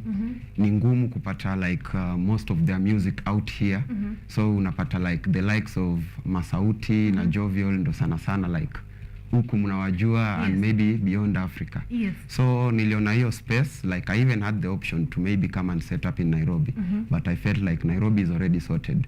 Mombasa has been having this problem for a very long time. Since Babli left the game, Mombasa kuna venye ilipotea tu all of a sudden. So basically in business unaangalia ni wapi demand iko juu na supply iko chini, so you una provide that solution. Yes. Wow, I like that. So you started this with business in mind, because like you have said, Nairobi is saturated. Hawawezi truly hawezi kosa studio kadhaa mtaani, but it's unlike Mombasa, which you saw and filled that gap. So let's start from here. When did you get into the music industry? Very early, subliminally. At first nilikuwa sijui, like I didn't know I had interest in music. So like we used to have these sessions with my dad when I was young, about 8. We were in Eldama Ravine. So Eldama Ravine walikuwa wanatengeneza barabara. My father used to work with China Road and Bridge Works. So in the evening after work he comes home, he had a guitar. So he plays his guitar, he makes me gonga ma drum hapo. So nilikuwa na gonga hizo drums ana make music. So I think ikaniingia tu kwa damu. So eventually when I was in primary school, now we were in Mombasa. Tukaform ka group kadogo hapo chuo. So we started like presenting stuff in front of people. Na nilivyoona watu wananipigia nduru, it was the best feeling. I think from there on the journey kaendelea. Exactly. You moved on. So you, of course, you cleared primary school, cleared high school. When did you decide you want to do music professionally? Like enyewe, this in your business nataka kuchapa. Okay, back in 2011, I was in Maseno University. Because of so many reasons, I had to leave campus. So I came to Nairobi to chase the dream. I started working for DigiLive Records. So ilikuwa studio iko hapo Commerce House, Kenya Cinema, back then. So that's when now I started understanding, okay, you need professional equipment. There's something called music publicizing, kuna kitu inaitwa distribution, but I was working under someone.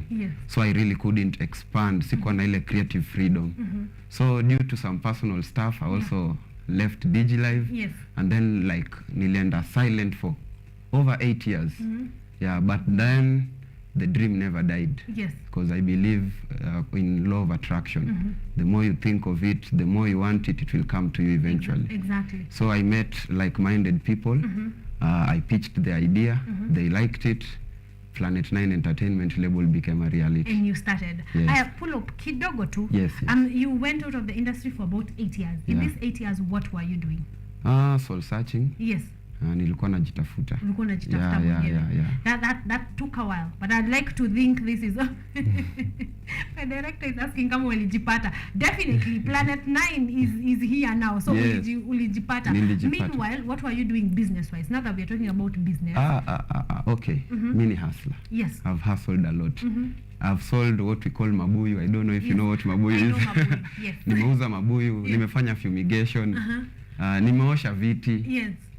You have been in, I'm asking that because there are very many artists, very many like yourself. They started off na moto wako, probably they're even in a record label, but when one and one is not adding up, they end up like the dream dies. Like dies for many years. So it's good to know hustle pia. Like as you are working for the dream, would you advise side hustle? I really do advise, because the music business itself, it's new war. You have to really put in money. Yes. That's why I pity independent artists. Like for real, I pity them, because if you just the recording itself, the cost of the beat, the cost of the audio engineering, yenye nacheza hapo nyuma, mixing and mastering, all that, it's a lot. So if you can hustle, ni muhimu. If you can hustle and then get the money from the hustle and put it in your music. Invest it back into your music. Exactly. Itajipa. Okay, I like that. So artists, if you're listening, you want to start off your music career, you're just clearing campus or you're in campus, or you just know inside you that you love music, it's a thing you want to do, side hustle, muhimu. Okay? Whether you're getting the money, put it in, and you give it the money and it will give back. Yeah. Okay? So Planet 9. Let's go to you have told me you met with like-minded people. So are they all based in Mombasa? Some are abroad. Some are also in Kenya. Yes. Yeah, we are three. So you are three people. Yeah, we are three people. So what was the dream of Planet 9? Planet 9 tunataka kupeleka muziki international. We are aiming at the stars. Yeah, so we want to go international. We work with international people, we work with local people. Any person who is ready to make good music, na believe like I can really make something out of this. Yes. Those are the people we want to work with. Passion is one thing, but discipline is another. So you can unaweza kuwa unapenda muziki, lakini itakulipa vipi? Hiyo swali ndo wengi hawajiulizi. Hii muziki itarudishaje pesa? Yes. Juu muziki ni pesa. Lazima uingize pesa, ndo upokee pesa. Yes. Yeah, so we are working with different people. Some wanatoka Tunisia, wengine wanatoka Nigeria, some from as far as Houston, US. Yeah, so the dream is like to make legends. Exactly. That is actually our motto, where legends are born. Exactly. Yeah. Where legends are born. Yeah. So take me through this, because umeniambia you are like solo artist. If you don't have the capability, it's not the way to go. But for someone who is considering, or someone who is watching this show and they're like, okay, why should I join Planet 9 and not any other record label? Like Sell to Me, busier, Planet 9. If I wanted today to go under people who are going to make me a legend, why would I choose Planet 9? Planet 9 is all about quality. Yeah. We don't want to compromise on quality. Our team delivers. Yes. Because we have different departments doing different things. Yes. And we believe it's the best. Yes. Yeah, Planet 9. So you guys already, they believe in themselves that they are the best. Yeah. So what services, again, we are talking about a person who is just gotten into the industry. Yeah. So what services will they receive from being under the record label that is Planet 9? Okay, you come to us. There is the recording bit, the music part. So you will get the best mixing and mastering. Yes. You'll get the best beats. The production quality will be good. We have management. We can also manage artists. We have we publicize. Kama this trick basically, it's the publicity team. Exactly, that is doing Yes. So we also advise. We give you the truth. We are not like these other bedroom studios whereby when I come, the producer is just about the hiyo pesa yako. Then after that akupe ngoma yako na uende. Hiyo ndo problem wasanii wana face sana. Sisi we take that extra mile. We work with you through the journey because it's our product at the end of the road.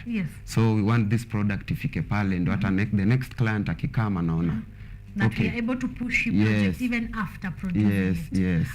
Okay, so I like that. So you have the extra mile of just the song is out, the mixing is well done, the video is on point. Now let's push this to people. So you also work the publicity journey.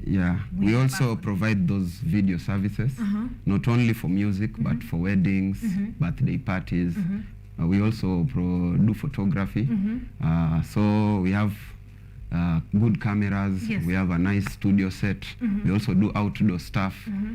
Pia tunakusaidia kusukuma mziki kuisukuma. The publicity of it. Yes. Okay, I like that because it seems like a person who knows what they are doing. So watu wengine wakikuja, they are already following a plan that you have laid out. Yes. Was it expensive to set up? Oh yes. How the money that you got, is it from hustling, or from the music you were doing, or putting funds together? Like, how did you bring that to me? Okay, it's not from the music. I will be frank. Yes. Let's just say we have the muscle. Yeah, we have the muscle. I won't go into very... just know that Planet 9 has the muscle for you. I am also seeing you in a nice jumper. Yes. But merchandise. Yes. Are you also selling merchandise? Yeah, we are selling merchandise. We have hoodies. At the moment, you can get caps. Unaweza pata sweatpants. Ni ile bado hatujaiweka like hapo, but there's a good platform. Yes. Tumeona ya Wakenya, I guess, inaitwa Hustle Sasa. I think wasa wanafaa kufungua macho hiyo side, because ni kitu local, unalipa na M-Pesa na unapata delivery. Exactly. So most of them tutaweka hapo, and then we'll share all the links from our platforms. Exactly. Yeah. I love the way you are able to find business opportunities in the course of Planet 9 tu ikiendelea. You're able to find other different opportunities. That's why you're doing photography, videography, weddings here and there. I like the fact that you're able to get all those opportunities together. How many people are you working with right now? Like Planet 9 iko na watu. My team. Yes. Okay, most of unajua in business lazima uwe na mahesabu. So we are not hatuko wengi. Yes. We have our audio engineer, we have our manager, Jerry Karigo, we have our videographer and photographer, Cheers. Yes. We also have an accountant. I think yes. I am loving this. Yes. Our audio engineer naitwa Mwendwa. Big up to Mwendwa. We have 911. I also act as the CEO. Yes. Yeah. Yes, and I like this because many of the artists we have a conversation with here, the money conversation always comes last. Na kila mtu anatafuta pesa. You're putting out good music to get money. So I hope that you guys at home are picking a thing or two on how to actually get the money as you are making the music. To be able to, balance those two, the talent and the money that it's bringing in. So on your own side, has your music begun to give back to you? Okay. I've just debuted. Yes. Yeah, I just debuted. But I have a lot of music in the background. It's just the release plan ndo sahi tunaanza ku unfold. But what I do, we distribute our music on all platforms. So streams zina matter. Yeah. We try to also work with people, NGOs. Yes. Kama kuna moja hii inaitwa Acha Gun Shika Mic. It has been running. It's by my friend anaitwa Tyler. Yes. So yeye anaongelea mambo ya depression nini. So tunajimix pia huko ndani. Yes. We try to bring positivity. Kando tuna the money part. Okay, what are we also doing to the community? Exactly. So there are other ventures. We can't reveal everything, but kuna other ventures. Kuna other ventures that you're using to be able to get this money. Yes. So your debut song inaitwaje? Inaitwa With Me. With Me. Well, tell me what is With Me about? What was the inspiration? With Me ni it's basically nakati ya mrere. Natafuta kuna kamsichana nimemwona, nimempenda. Sasa najaribu kumuingiza box. Basically it's just like poetic writing. Yes. Yeah. I like it, and I hope Planet 9 is going to push it ndio tuone yenyewe. Exactly. Apart from you, of course, what other registered wasanii have you taken in? Okay, when it comes to signing wasanii, there was something I mentioned earlier, discipline. Yes. Talent iko huko nje. That one I can't deny. Yes. Kuna watu wakali huko. Yeah. But the problem is that most labels face, and I think that's why most record labels in Kenya don't sign artists as such. Discipline in a lack. Because when I sign you as an artist, I'm betting on you. Yes. I'm going to give you the audio process, itakula tuseme kama 30 on the minimum. From mixing, the right beat. Yes. And then I give you a video, maybe 100K. Yes. So I'm betting on you. Hiyo ngoma ikiflop, my money is gone. So we are giving them like recording opportunities kwa sasa. We are recording artists, tunaona nani we are vetting them. So you undergo like a vetting process.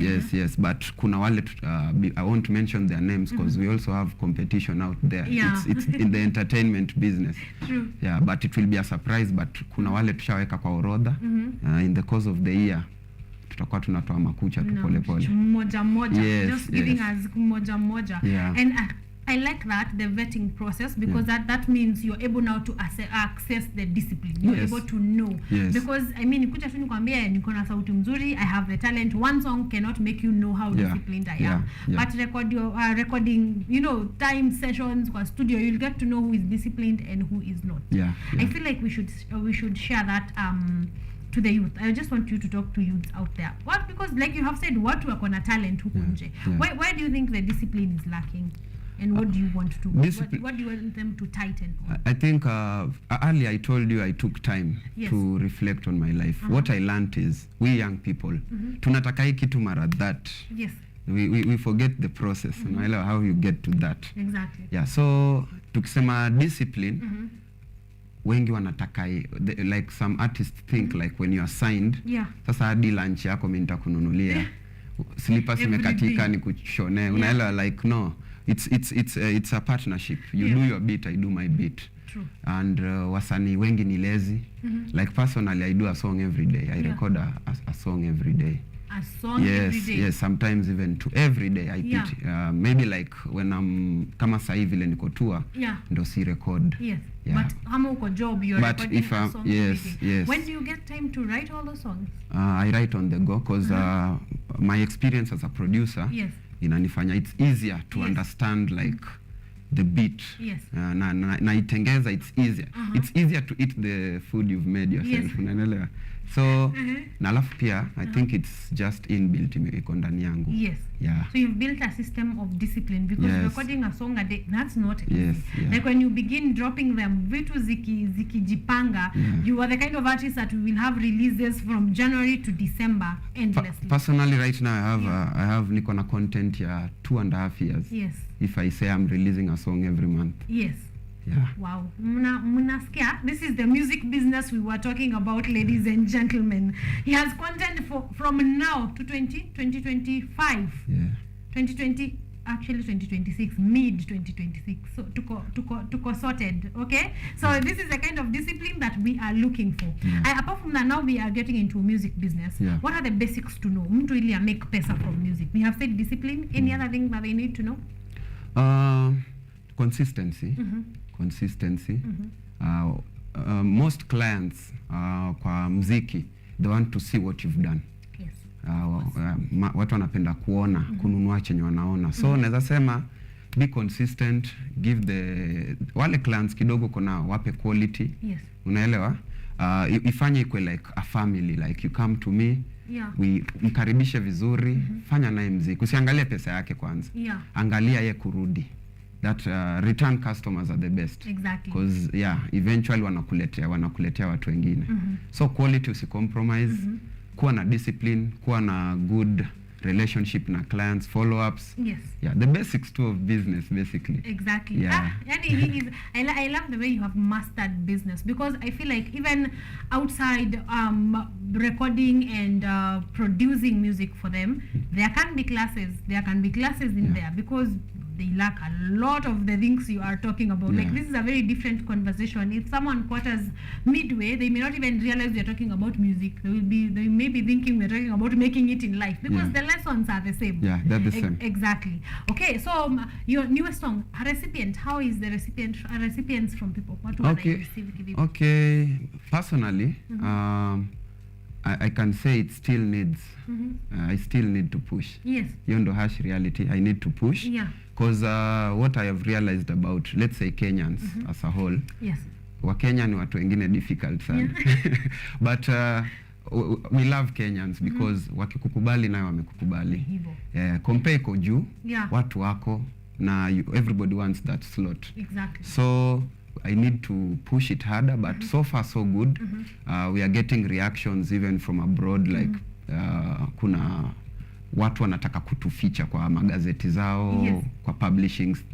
I think that is good considering ngoma imetoka like 3 days ago. So on our streaming platforms naona numbers zina come in vizuri.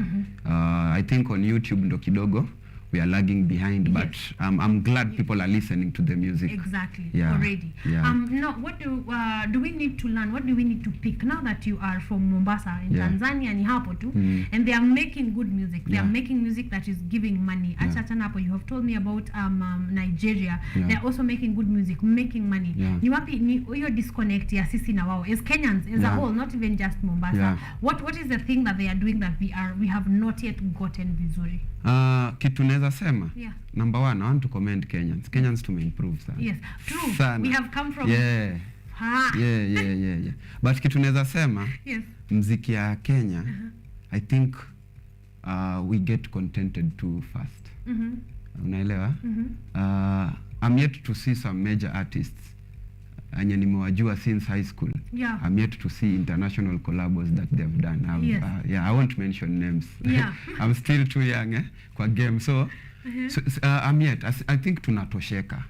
Because kuna kwa na cases hata watu wameshoot videos na iPhone na zimehit Kenya na wametosheka. I think Kenyans wakishika few 1, 2, 3 million mtu ana lay back, but Tanzanians wanajituma. Hiyo ni kitu iko Kenya. Wa Tanzania tunajituma. I have a friend from Nairobi, alikuwa when we were working on a project, we are about to release it in 2 weeks, alikuwa ananiambia, hey bro, ni wa coast mnajituma sana. And I think that is what is lacking in Kenya. Tuache kutosheka mapema. Because Tanzanians they are ready to pay 3M ye mialadi akwe kwa ngoma. Mkenya kitambo atoe 3 meter. Aeke msanii ni ngumu kidogo itabidi. Alafu people are talking about we don't have an identity. Gengeton yenyewe ni some form of kapuka, because that I think hiyo ndo sound ya Kenya. But sisi tunapenda we really absorb vitu zinatoka nje. Like sahi kama amapiano si sound yetu, but Wakenya wangapi wako ndani, tuko ndani mbaya. Drill si yetu. Lakini I think that is kwa hip hop sahi drill ndo inakuwa streamed the most, I think. So I think we just need tuache kutosheka na hii kidogo. Tutake kubwa. And tutake more. Because when you want more, you will push and you will get it. True. Wow, I like that. Let's wrap this up by social media handles. Wase wanaweza pata music yako wapi, and also Planet 9. So sell the business to us. Okay, Planet 9 all round entertainment label. The only registered label in Mombasa. The best. Sisi tunajua 2 label mbili, Planet 9 and the rest. Alafu we have events like tuna Valentine events in Akam. Tuna work na msanii mmoja shupavu anaitwa Ricky Mololo. Itakuwa Masai Resort tarehe 12. We do music, good music. Tuna kuconnect pia na watu wenye watakusaidia huko mbele. We provide music education, we provide distribution, we publish. Again, we are the only label with a label account with Song Trust. So pia tukikupublish uko in safe hands. Basically we are an all-round entertainment. That tells you enough to just go to Planet 9. Okay, social media handles, both the Planet 9 and yours. Planet 9 for IG. My handles ni 911 KE official, YouTube, Facebook, IG, Twitter, TikTok nadhani. Publicist at confirm. TikTok. Now that you're based in Mombasa, are you taking wasanii from elsewhere? Actually, during this trip we want to get into a deal with one of tuende tuchukue mmoja. Nairobi we have a few collabos. Nimefanya collabo na Diana Codes. We are releasing it in a week's time or two. So more stuff zinakuja. Alright, sawa. How does the future look like for Planet 9 na yako? The future is great. Ni kubwa. Tumeona, unajua mti ambaye ina matunda lazima ndo inarushiwa mawe. Tumekoswa mawe kidogo, lakini it's Planet 9. Exactly. I want you to big up your team pia at Planet 9. Uko hapa, please give them a shout out. And I want to give a shout out to Mr. Sheikh mwenyewe anajijua. Mr. Bishop wherever you are. Hizo finances zizidi kuwa tight. Mr. Mwendwa endelea kusharpenio masikio na mastering and mixing. Our DOP and photographer, cheers. Endelea kuonyesha watu what you do. My manager and label manager Njeri Karigo, I appreciate you. Your work, whatever you do. And basically my family na wale wananisupport, marafiki, wasanii huko nje, big up. K-Hood, Kiembeni, tuna represent huku Nairobi. So I think that's about it. Oh, alumni is wamangu bana. Thanks for the support. Yeah. Amazing. I like that 911 from all of you. Najua he cannot mention all of you. So we're bora unamjua. Jua he gives his big ups to you, shout outs to you because you're part and parcel. You're participating in his dream. Yeah. So we are going to put this in our art calendar. The pre-Valentine Mingo party that is going down on the 12th of February, 12th of February 2023 from 8 p.m. Yes, we are going to be featuring that again on our art calendar. Tuambie tu watu wakuje. You know, let them come, let them have a good time, let them come to good music, jump to amazing music. And of course, 911 is going to be there, right? Yes, you are going to be there. Amazing. So I want to leave you with our performance. The performance from your first song. I like it. I hope to play hii ikiwa TBT somewhere. You know, a few months or years to come. Ikiwa TBT mahali. But ladies and gentlemen, right about now, 911. But when we come back after the break, we are going to be having our final conversation of the day on the book launch that I have been promising you guys. So sit back, relax, and for now, enjoy 911.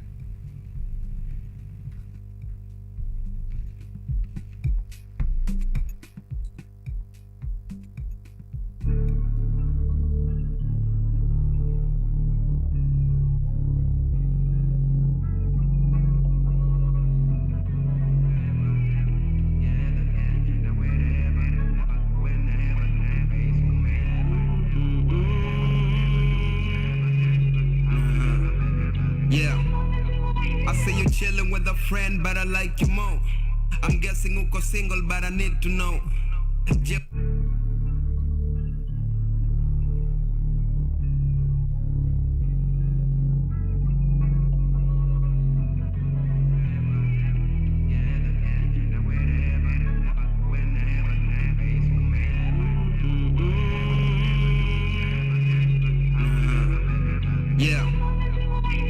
Chilling with a friend, but I like you more. I'm guessing uko single, but I need to know. Je uko na vision ama twende slow. Jukwako ni addiction, menishika more. Smile of an angel, charisma of a slay. Sassy on the streets and sexy when you play. Mungu alikuwa symbol na kweli ali delay. Waking up beside you, sit your mind any day. Let them be your boys, I will be your man. Forget about your toys, Nico cocky with the gun. Ukinipa chores, Nico ready, Nico fam. Necessary noises when I make you come. Forever, together, tukienda wherever. Whenever, tukiface whomever. Whatever, tukifanya whichever. However, baby girl, forever. Together, tukienda wherever. Whenever, tukiface whomever. Whatever, tukifanya whichever. However, baby girl, I'm trying to be a prince in all your favorite dreams. Here's the things, zimeweza zikibana ndani ya jeans. Nadai tuwe team, niwe sugar uwe cream. Wakitucheki watu imbe tuwe him. I wanna sex you, introduce you to my sex too. Lean against you, press you just to impress you. What about your number? You know I wanna text you. You're so sweet like wine, I wanna test you. Sita dai mwingine hata ni ex you. Missy leti za kifisi hii ni rescue. Nadai kuona the worst and the best you. 911 ndio jina I arrest you. Forever, together tukienda wherever. Whenever tukiface whomever. Whatever tukifanya whichever. However, baby girl, forever. Together tukienda wherever. Whenever tukiface whomever. Whatever tukifanya whichever. However, baby girl.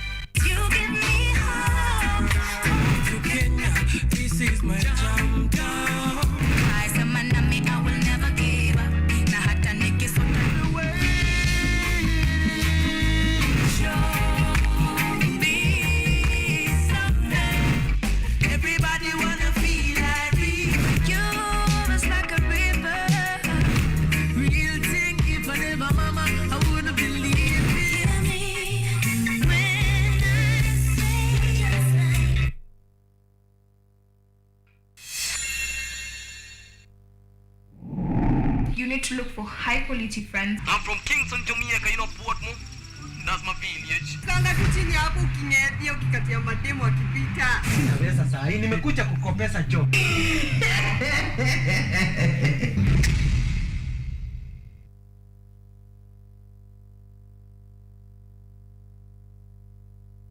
Technology, science, innovation, ICT and research. These are the ingredients upon which the solutions to the 21st century problems are founded. In a world that is rapidly changing, it's all hands on deck to ensure a balance in all fields of life.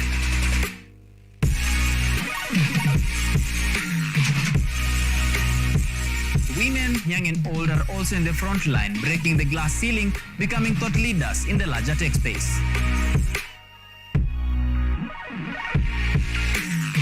Not forgetting other societies marginalized. And when the tech Avengers come together, we inch closer to a much safer, efficient, and sustainable world. What we view as a norm in today's advanced world was just an idea, and for nostalgic reasons, we trace back to the iconic days to bring you the retro tech. On Tech Innovation Show, we encapsulate all the pillars of the fourth industrial revolution, decoded in a language, all for one for all. Every Monday at 8:30 as we push the mantra, keep learning something new each and every day. Only on KUTV, a new experience.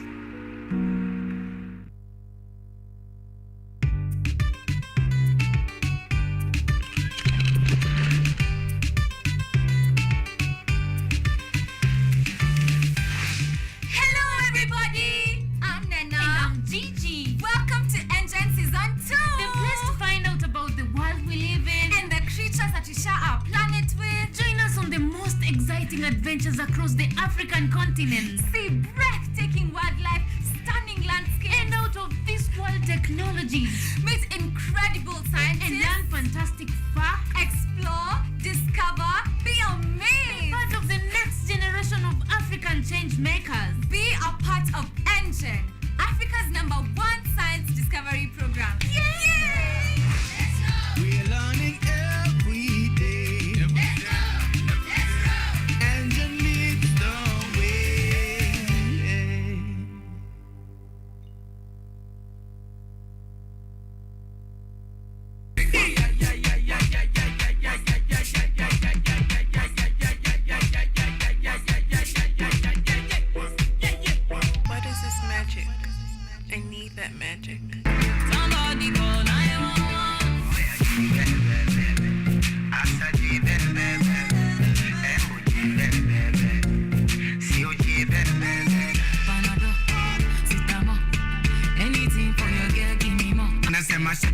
Everybody, dang, dang, dang, yo.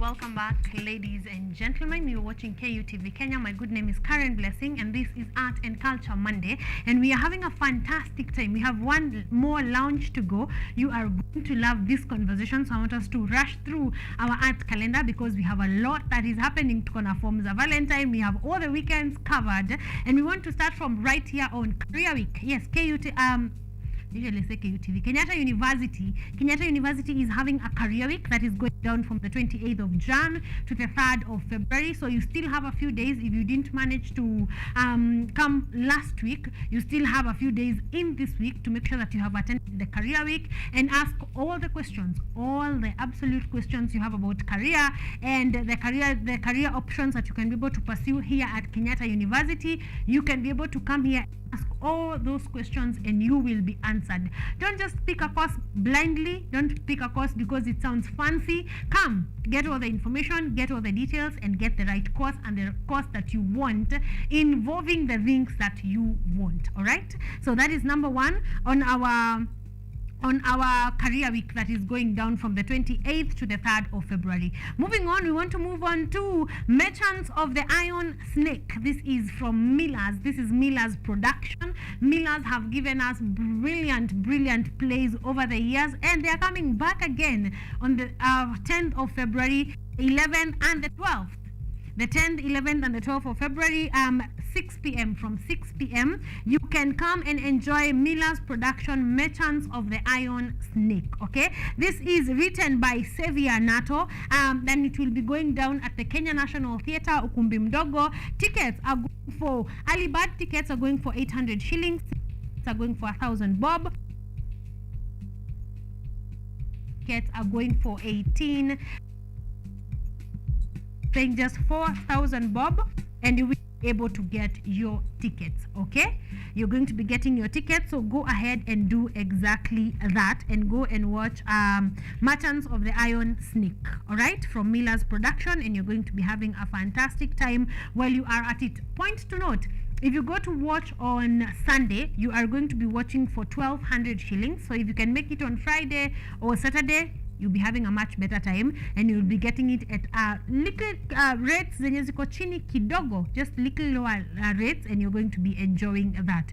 Of course, this is courtesy of Miller's production. Tickets are from Tico Hub, and they will be performing at the Kenya National Theatre, Ukumbi Mdogo. Okay, we are moving on. The next one is Timo GK is giving us Matarania.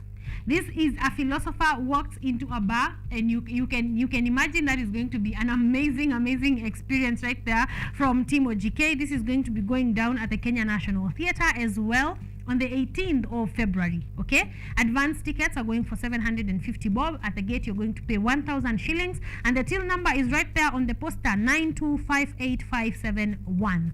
The time is 6 p.m. to 8 p.m. on the 18th of February. Matarania from Timo GK. All right, moving on, of course, let's go to gift of giving a white cane. This is a drive that will be happening on the 18th of February, and it is meant for gifting a child with a white cane to empower their independent mobility. This is canes that are provided to kids who have visual disabilities, and it can be able to help them to walk independently, to move from one spot to the other independently without necessarily needing another person.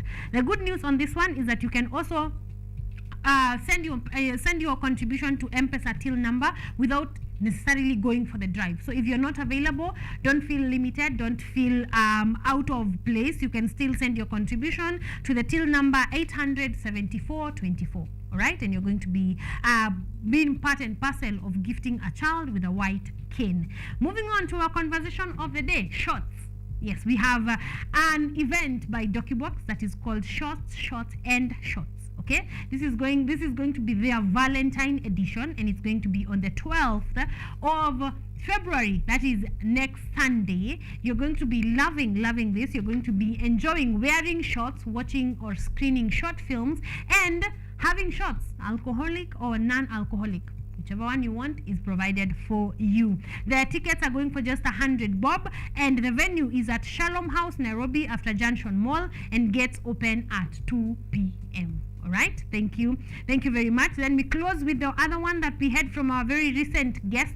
This is pre-Valentine mingle party. Pre-Valentine mingle party is going down also on the 12th of February from 8 p.m. until late. Okay, so you can go there. This is a live performance by Ricky Mulolo, and the entry is going for 500 bob. This will be at the Masai Resort along Mombasa Road. So you're going to be enjoying that one just for 500 bob, 8 p.m. till late, and just go and enjoy live performance from Ricky Mulolo, and you're going to be enjoying that one. I think that is how we close our art calendar segment before we move on to our guest of the day. But before that, we want to move to a few comments, because you guys have been commenting, and your girl has not been reading through the comments. So before we go through, we also have our final art we are going to be having our final event of, that is a book launch from my guest. I'm going to be giving you those details kidogo later, okay? So relax, we're going to be getting to that in just a bit. But I want us to get to our comments before we go to a break. Fishware, anasema a very candid discussion tuned in from Nairobi, Kenya. Thank you very much. Fishware, big up. Always, thank you for being a top fan. Winnie Chivenyo, anasema I'm here to support my cousin. That is Prince Austin Nyabok. Thank you very much. That was from our first conversation of shorts. So thank you very much, Winnie, for coming through and for being here. Daktari 9011 anasema good conversations. Thank you very much. Soul Brothers KE wanasema Hudia, good stuff from Planet 9. Thank you very much. Neema Wasai anasema waiting for Stephanie. She's here. All right, she's here to have a good conversation with us. And Stacy Nerea is saying, guys, music is about making money. Never forget that. Truly, it's about sharing good vibes, but with those good vibes, should get money into your pocket. All right, thank you very much. Keep commenting. I'm waiting for your comments as we go. We are streaming on YouTube right about now. Just look for KUTV Kenya. The show that is streaming is this one. All right, we want to get to our bumper and then get to our last conversation of the day and get to discuss with this author about this amazing book. So stick around.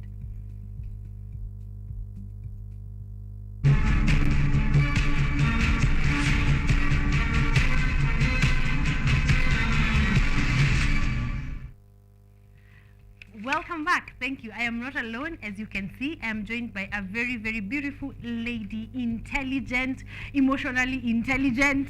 She's a lot of things. So you're going to have this conversation shortly. So stick around and you're going to learn a thing or two. Stephanie, good morning. Good morning. How are you? I'm very well. Are you a Monday person? Let's have I am a Monday person. You're a Monday person. I'm an everyday person. Yes, you're the people I'm looking for. I am gathering a support group for Monday people, and I'm grateful that you are part of them. We can start a morning run program. Exactly. Before we get to the show, we can do a morning run, then come back. But thank you. I want you to say hi to guys at home. Tuambie wewe ni nani, unafanya nini, then we jump right in.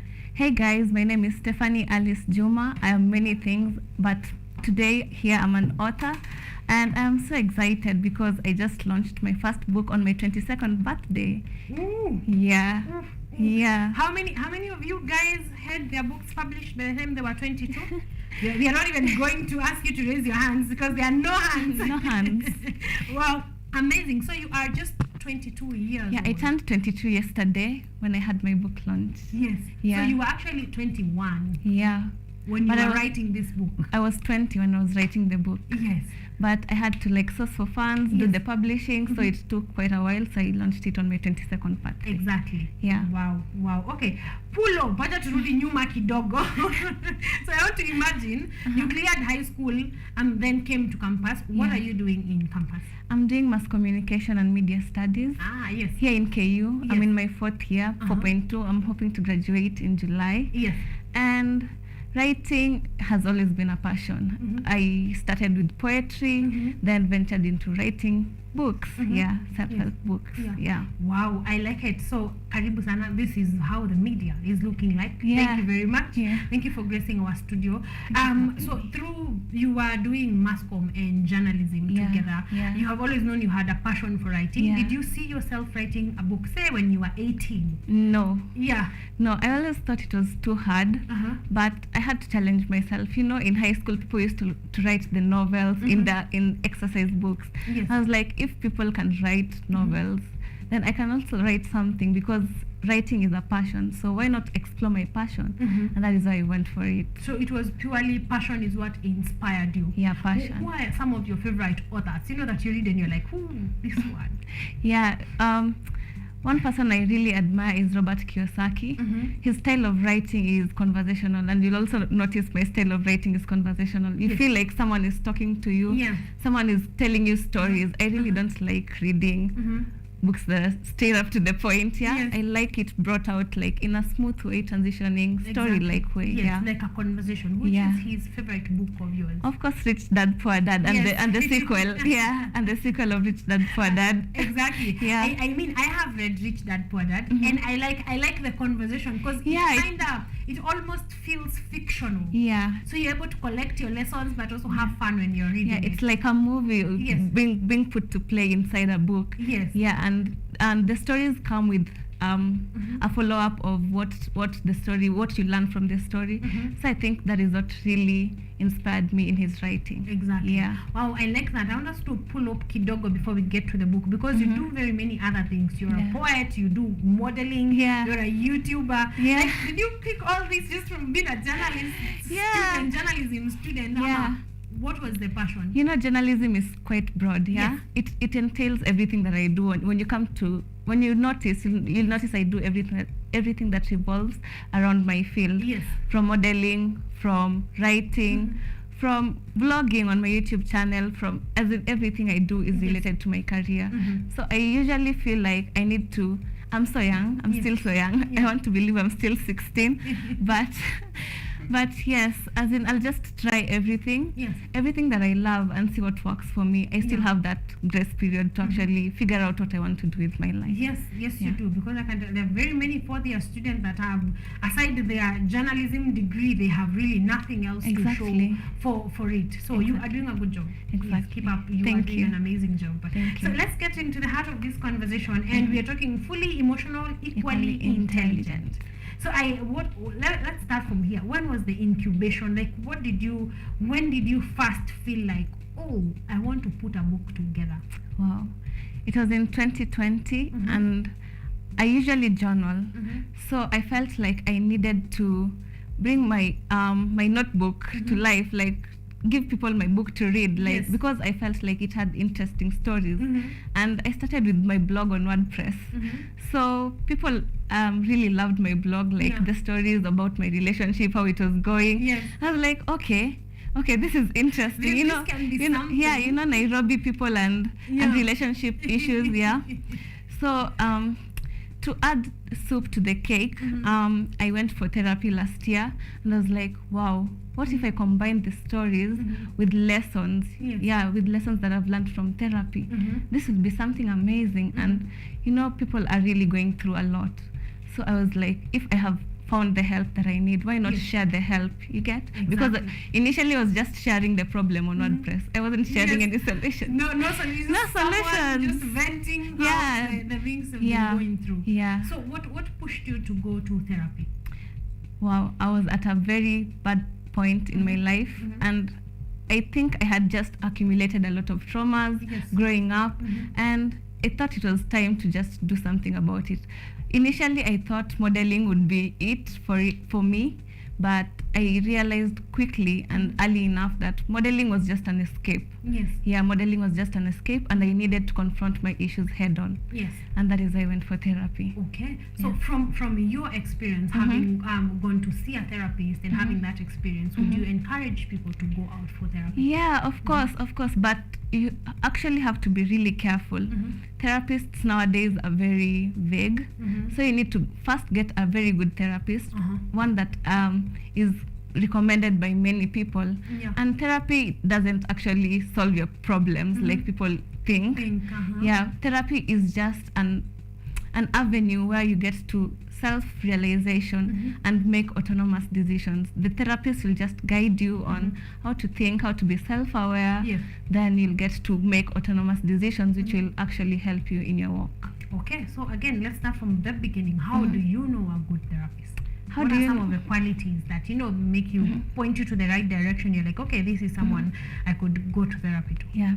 So first of all, it's always recommendations. Like I was someone recommended a good therapist to me. And secondly, maybe the church. We usually take for granted the guidance and counseling part of the church, which is actually really helpful. And thirdly, and most importantly, which everyone can access, is Google. Look at the ratings. People give ratings. Read the comments.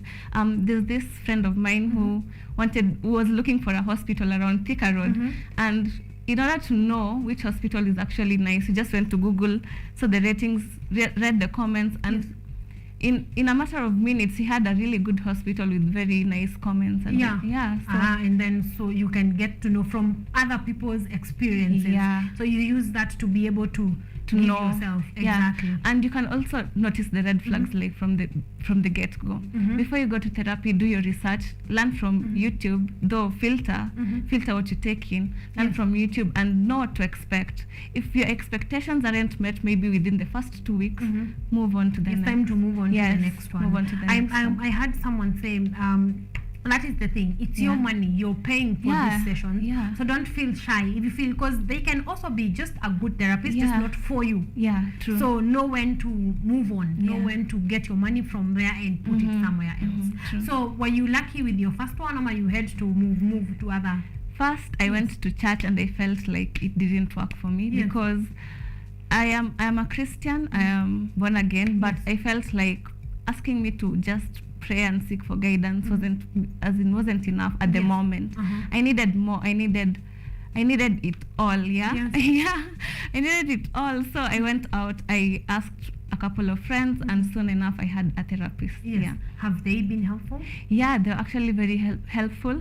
At my book launch, she was my guest of honor, and people really got to learn from her. Like the people who are in attendance, they got to learn about the emotions, the emotional states, and it was really wonderful. Yes. Yeah, it was really wonderful. Yes, wow. I like that. I know you may not share everything that went on in therapy, but what is the one thing that stood out for you from your therapist? Like, what are they really good at that you picked from there, and you're like, okay, this has actually helped me in my life? Yeah. Maybe two things. Number one is autonomy. You know, social media has this way of influencing us to think that this is right and this is wrong. Yes.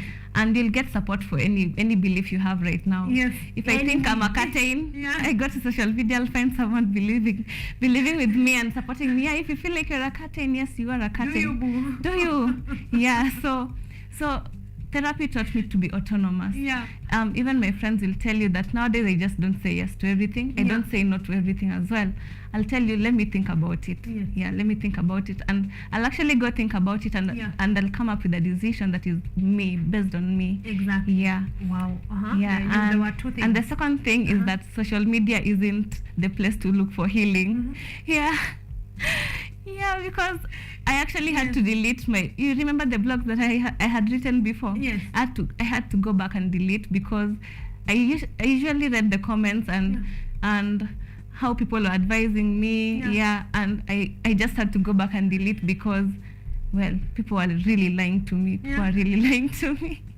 It is not the place. It is not the place for healthy. For healthy, true. Yes, it's not the place for healthy conversations or validation.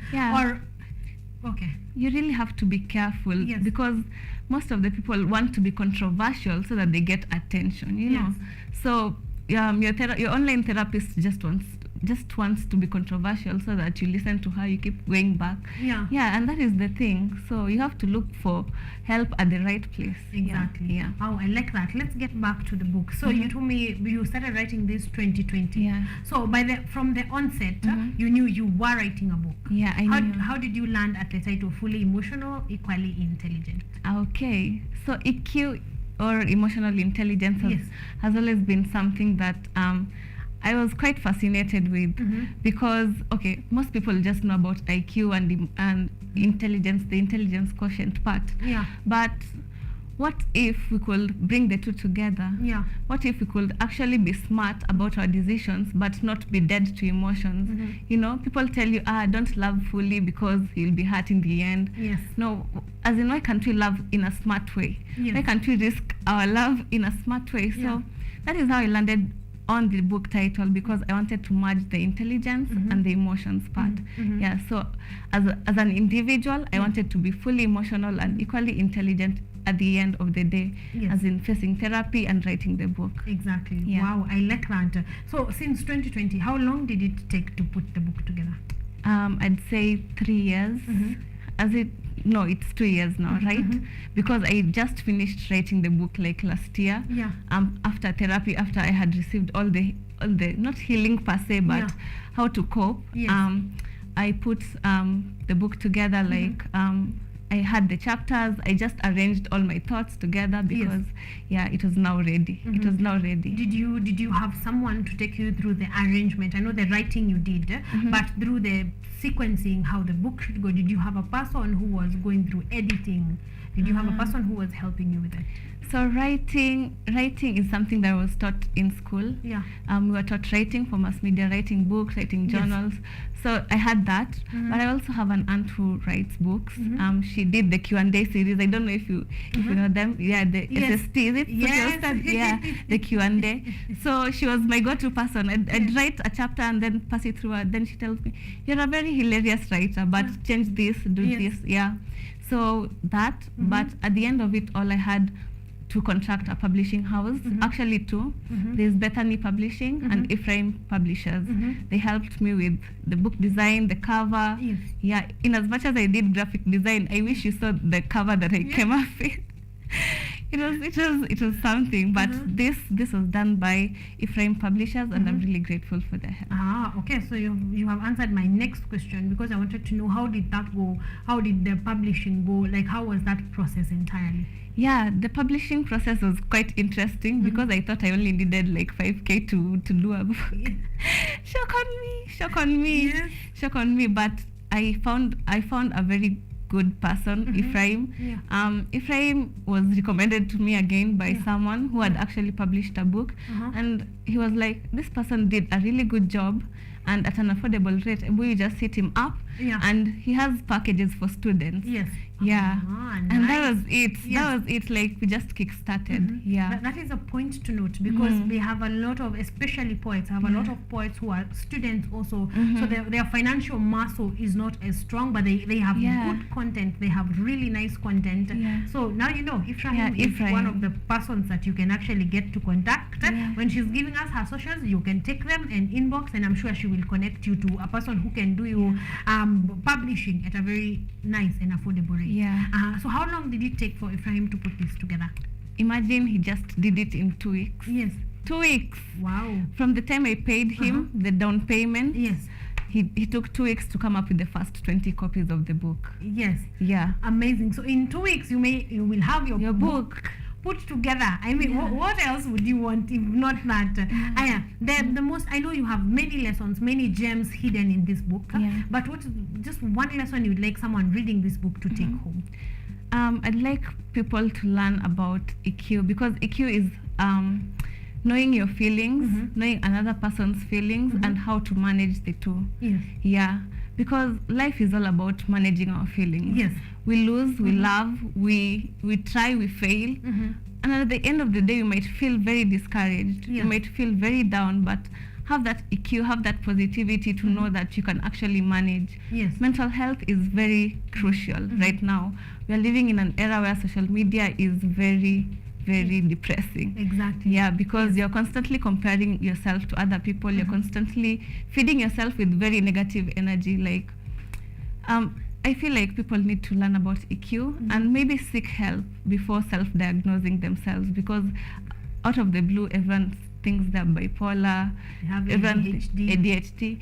If you feel a certain type of way, please seek help, because it might be something very serious. But before self-diagnosing yourself with medical conditions, you know, there are medical conditions. Those are serious medical conditions. Yeah, please seek help, and just go to therapy, go to a doctor, and know actually what you feel.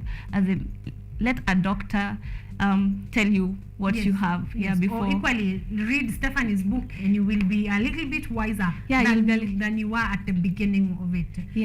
Where can we get the book? What the price is? Where can a person access a copy? So you can get the book through my social media platforms at _Steffi_Alice on Instagram, or _Steffi_Alice on Twitter. Just hit me up and I'll send me a DM, and I'll make sure you get a copy, or I'll leave my number with the studio so that anyone who wants a copy, like directly from me, you can call me and I'll just deliver. But soon, in the next 2 weeks, I'm making arrangements with major bookshops in Nairobi. I'll have my books displayed there. So just check it out. Exactly. How much is it going for? A copy right now is going for 1,000 bob, but there's an offer for students. Students, you can contact me separately personally because I understand. I am a student, so I understand. Exactly. Yeah. Wow, awesome. Those are amazing grades to get yourself a whole copy of a book that is going to leave you in a better mental and emotional state. Yeah. So thank you very much, Stephanie, for being here. Thank you. It's a pleasure to have you. Thank you for writing this book. I'm sure it will help people get off social media and just get to know exactly what is going on. Yeah. So thank you so much for being here. It's been a pleasure. I hope you're getting a copy for Art and Culture Monday. Now, a library coming soon. We're going to launch that library. But thank you so much. So just for 1,000 bob, go at _Steffi_Alice. Okay, on Instagram and Twitter, and you're going to get a copy. And also, when we arrange for bookshops, we are going to bring it here on our art calendar. We are going to tell you where you can get this book from Stephanie. Thank you so much, ladies and gentlemen. It's been a pleasure. It's been an honor to have you here. Thank you for all your comments. Thank you for all your engagements. You guys are amazing. Thank you for all your feedback. Lilian Karemi saying, Stephanie. Yes, so thank you very much. She is doing amazing work, and thank you for your support. Those comments, reading her book, purchasing her book, that is what will encourage her to put out another book and another one and another one. By the time she's 26, anafaa kuwa na vitabu kadhaa. Akisema I'm an author of like 7 books. So we are looking forward to doing that. Denia Rispa anasema Steph, thank you very much. Monica Auko is saying Steph, all of you are showing love for Stephanie. Thank you so much. Thank you for being here. Thank you for coming to the show. Thank you for your comments. Thank you for all our guests today. We have talked about making money in business. We have talked about shorts. We have talked about writing and book writing, and we have had an amazing author that is helping us close our show today. So thank you very much for being here. You guys are amazing. These conversations are endless. I mean, if we begin to take different careers just in the art industry, the box of art industry, there are endless careers. You just need to be smart about it. Just like Steph, at 22, she has an entire book. Okay, so you can also do that. Book writing is one of the careers you can take, and a copy, you get someone to buy a copy and you get money in your pocket. Otherwise, thank you so much, ladies and gentlemen. It's been a pleasure and honor, of course, to be here to close January with you. So see you next Monday in the month of February. Let's do this. Let's do some love. January has been tough, so let's do some love. See you next Friday, next Monday on February. So see you there, same time, same amazing show. They say a man has only 2 fights in him.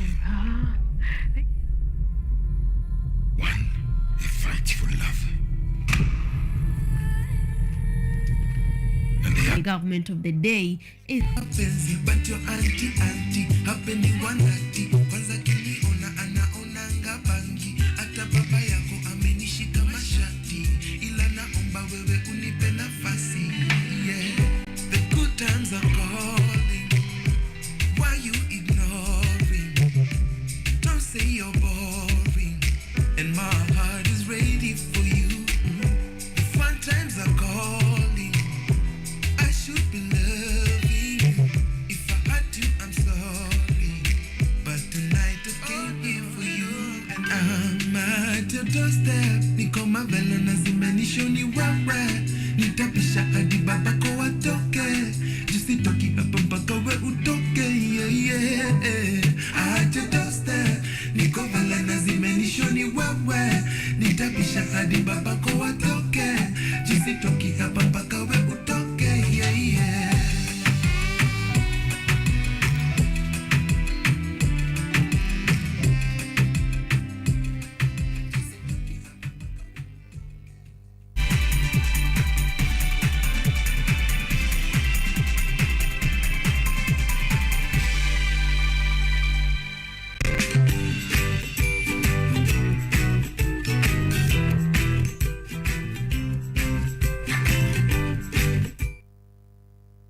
Vera Beauty and Fashion College is focused on being the leading technical and vocational training institute